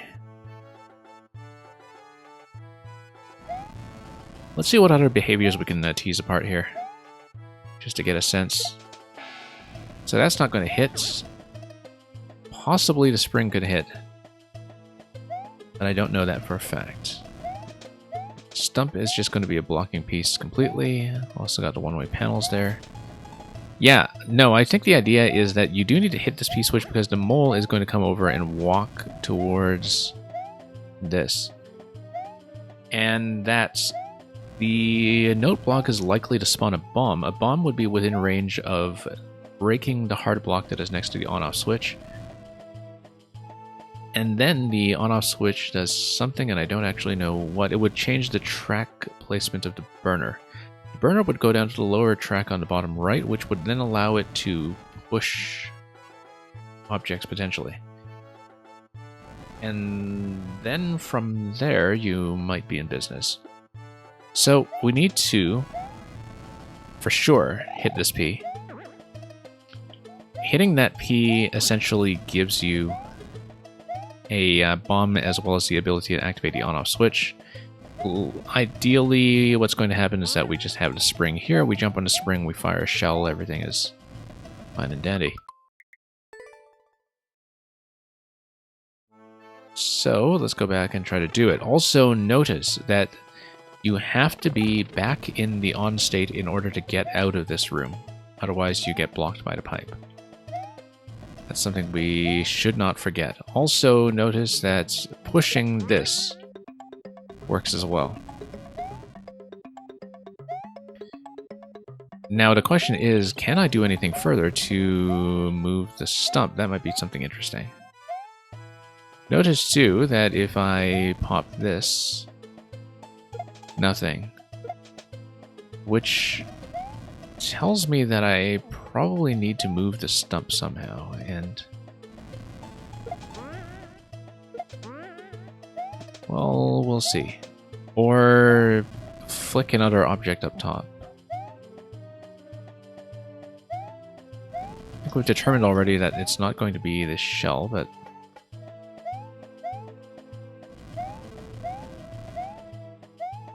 yeah, we definitely need to save rather one shell for the on-off switch and probably a second shell for the on-off switch since we need to hit it twice. So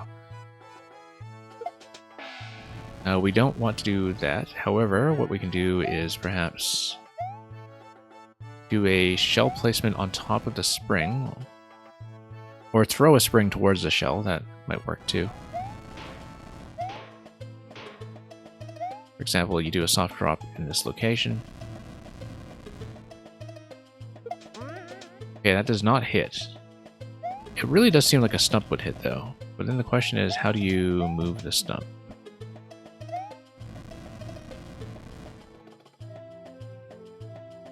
And in any case, that might be material. And yes, Ninja, if I need hints, I'll let you know, but I usually try to go as long as I can without that. And thank you for the follow. Requires a bit of tech. That's interesting. What bit of tech could it possibly require? Okay, let's see this firing interaction here. Hits the side of the thwomp as we expect.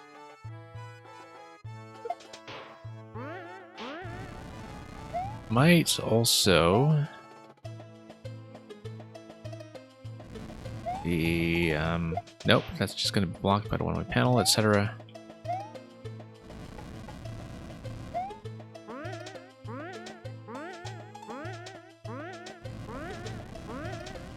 I feel like I potentially could get pushed into that. I mean, if we had the stump underneath, perhaps. But currently I don't know how to move the stump. Also, we need to check one thing. Let's check to make sure that this is in fact going to be the key. I mean, I don't want to get stuck there. I mean, I will be taking the death, but yeah, we do need eventually for the burner interaction to move some object to kick something to the right.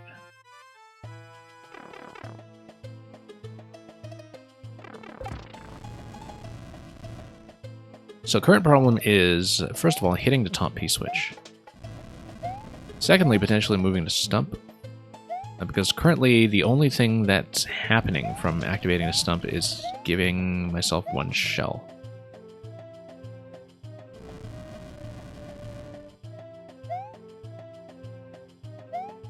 Yeah, I was kind of hoping to do something to detach this P, in fact, but...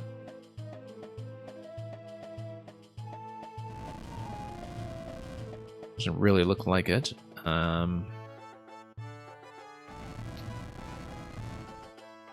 This whole slot here I feel like might be useful for something. That there is, for instance, an interaction like this that we haven't accounted for.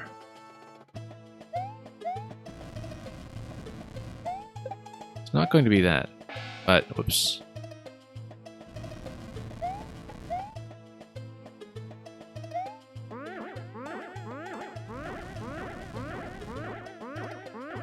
Yeah, just trying to see if I can do anything to take advantage of this here.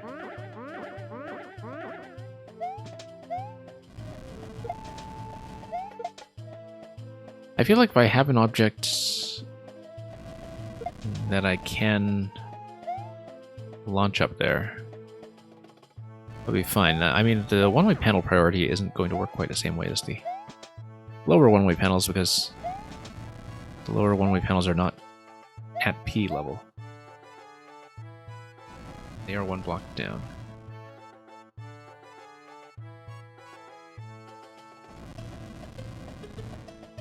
Quite possible, too, that the question block could be hit from below, but no, the bumper setup seems to imply that you hit it from the left. So currently the only interaction that I've really teased out so far is this. And so the question is there some way that I can move that?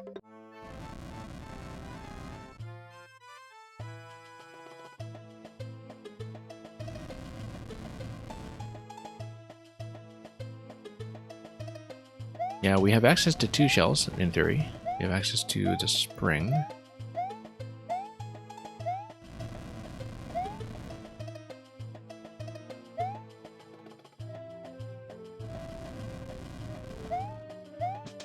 We know that the up throw isn't going to hit.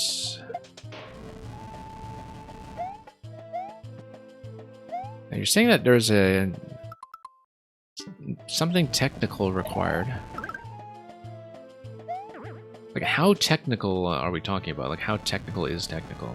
Is it an object handling thing or something else? Like, if I can ask a question that doesn't reveal too much, I suppose. Ninja. Because I'm looking at this and wondering, okay, what could possibly be a technical interaction that would be difficult to execute? Because maybe you do need some very specific timing on this, whatever object you're using to interact with the P-switch over there.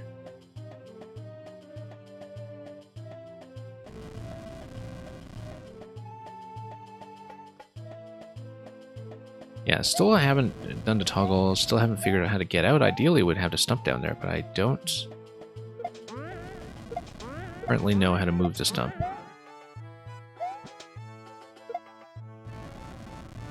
Well, the tech stuff isn't precise, okay.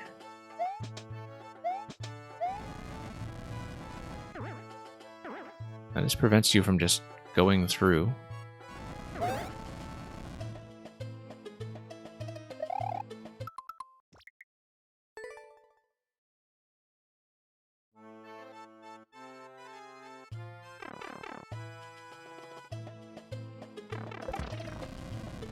Notice the bombs that go off on the top left. I don't know what that's for. Yeah, because there's a bomb that explodes on the top left when you come in. I'm not completely clear on how that's useful. Not just yet.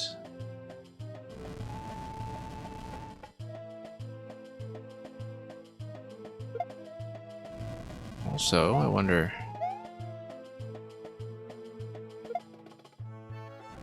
if we can do any kind of bump.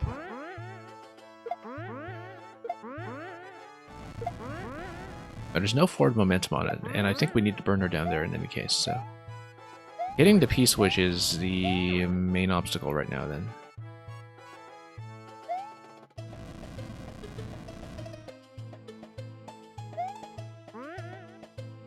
Now I wonder if going up there at mole level is going to affect anything. Let's experiment a bit.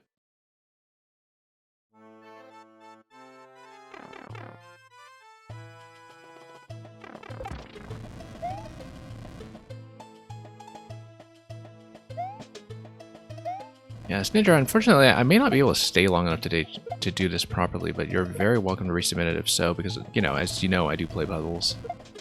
It's just that today I meant to have a short stream, and so I can't be on this for, say, an hour if it takes me that long. But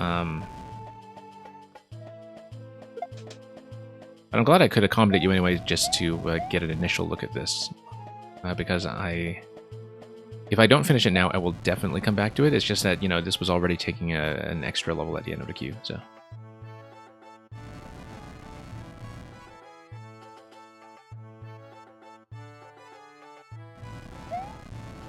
The only thing we can do here in terms of the P-switch is definitely just some kind of experimentation, though. Like...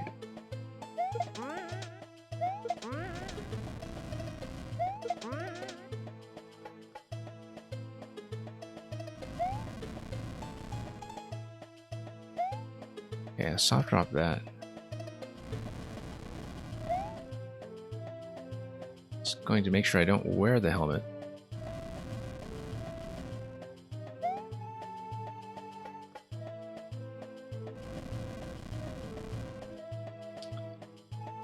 Well, this is all we know. We know how to get 2 shells.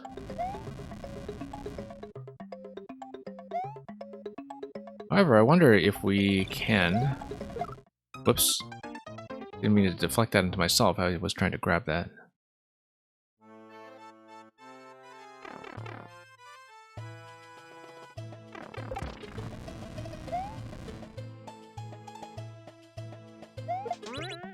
I mean, one-way panels are really going to get in the way of most interactions there.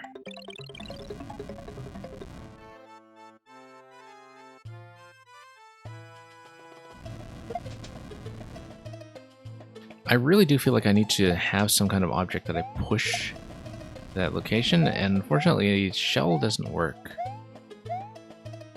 And the stump, like, has to be moved somehow.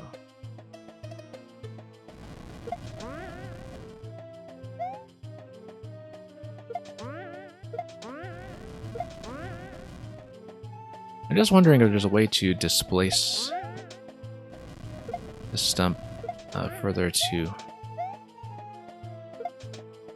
the right.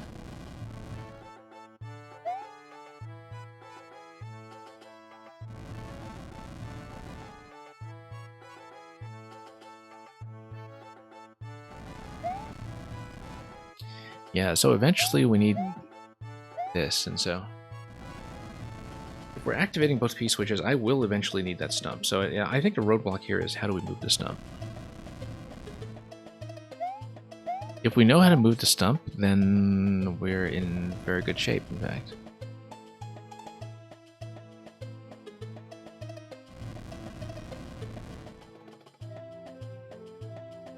It seems like the kind of thing where the stump could potentially fall on myself wearing a helmet and I'd be able to bump it over somehow, but if it's in a falling state already, not in this state. Let's restart it, and I'm going to try something similar.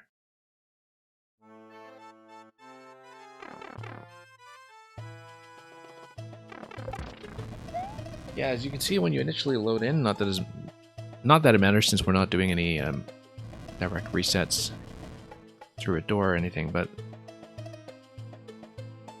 yeah, it's just a simple chomp setup.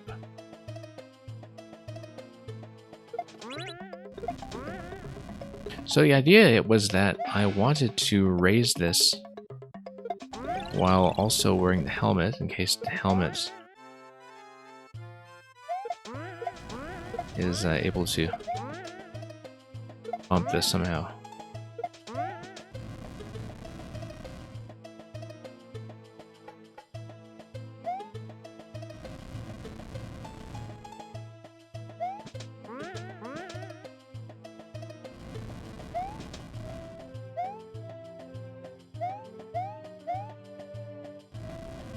Okay, let's try this.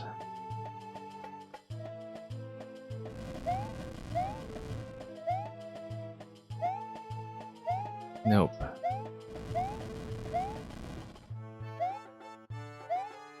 Surprisingly hard to get into that gap as well.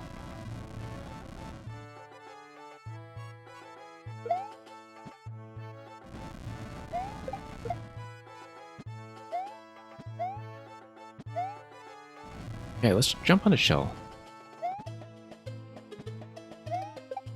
I'm still wondering about that left side. What it could possibly mean. Like this part here. And of course, having the mole face me and try to track my position isn't actually going to help me with anything here. I mean, I want the mole to eventually run to the right so I can hit the block.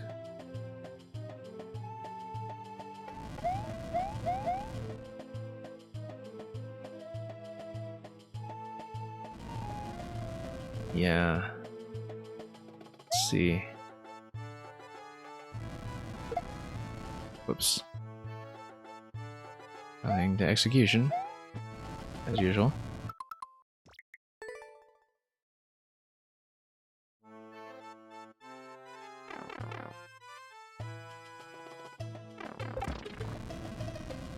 Yeah, because all that breaks. And I'm not entirely clear what the purpose of doing that is. Notice the stacking that happens here. I feel like that might be promising.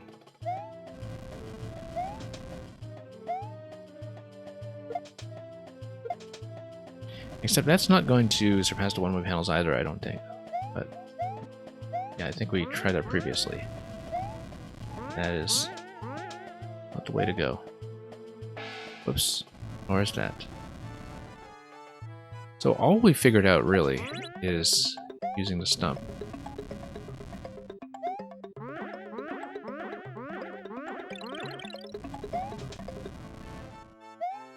It's okay.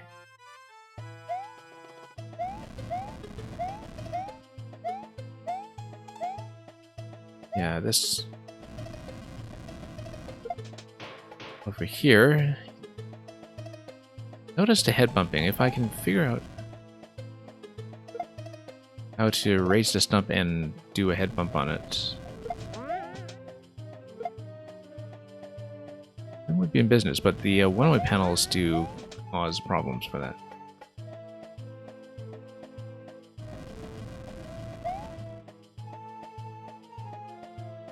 So yes, Ninja, I think this will be the last attempt for now. I don't need hints yet. I think what I need is probably some time away from it so I can look at it properly when I'm not also at the end of a stream that was supposed to be about an hour shorter.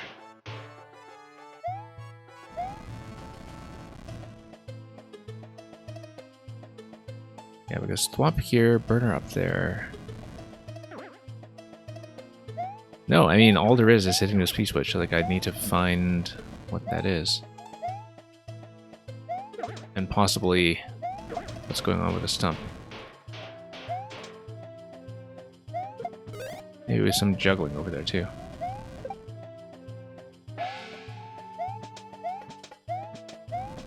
Notice how the stump is no longer... Oh no, that's because I interacted with it using the spring. You gotta go now? Yeah, we'll come back to this one at some point, I think. I'll think about, like, after I've gotten a sense of what the solution is, but I'm totally willing to come back to this one. Even if you don't get it in on viewer levels, I may go back to it on a separate puzzle day when I'm able to run one. I'll have to think about that because, you know, Cyphers is this huge world record holder on puzzles, and the fact that he took a 1 minute 40 tells me that there's something complicated going on here. Who's got the clears? Let's take a look. Acorn got the clear, okay. And, yeah. I can do this, I just can't do this, like, this minute, I guess. We'll have to go back to it for sure. 3 minute clear check time, so... Definitely some kind of fussy series of manipulations that we'll need to think about. So thank you for that for the time being. Quite welcome to resubmit, as I said. Hopefully Warp World will be working a little better off for everybody next time instead of filtering out half your codes. In the meantime, I am going to send you folks off elsewhere. Thank you for joining me for the stream, and especially for the patience of the people who queued their levels today. Let's pass you on elsewhere. I will look around. We'll see you tomorrow for more Mario Maker content. Likely with a short queue again. But in any case, thank you so much for watching. Roger Boy, you came in right at the end. So, yeah, welcome and good night to you as well. And yeah, we'll pass you on to somebody interesting pretty shortly. But in the meantime, thank you so much for joining me. See you again tomorrow. Have great levels, have a great week ahead. And fare thee well.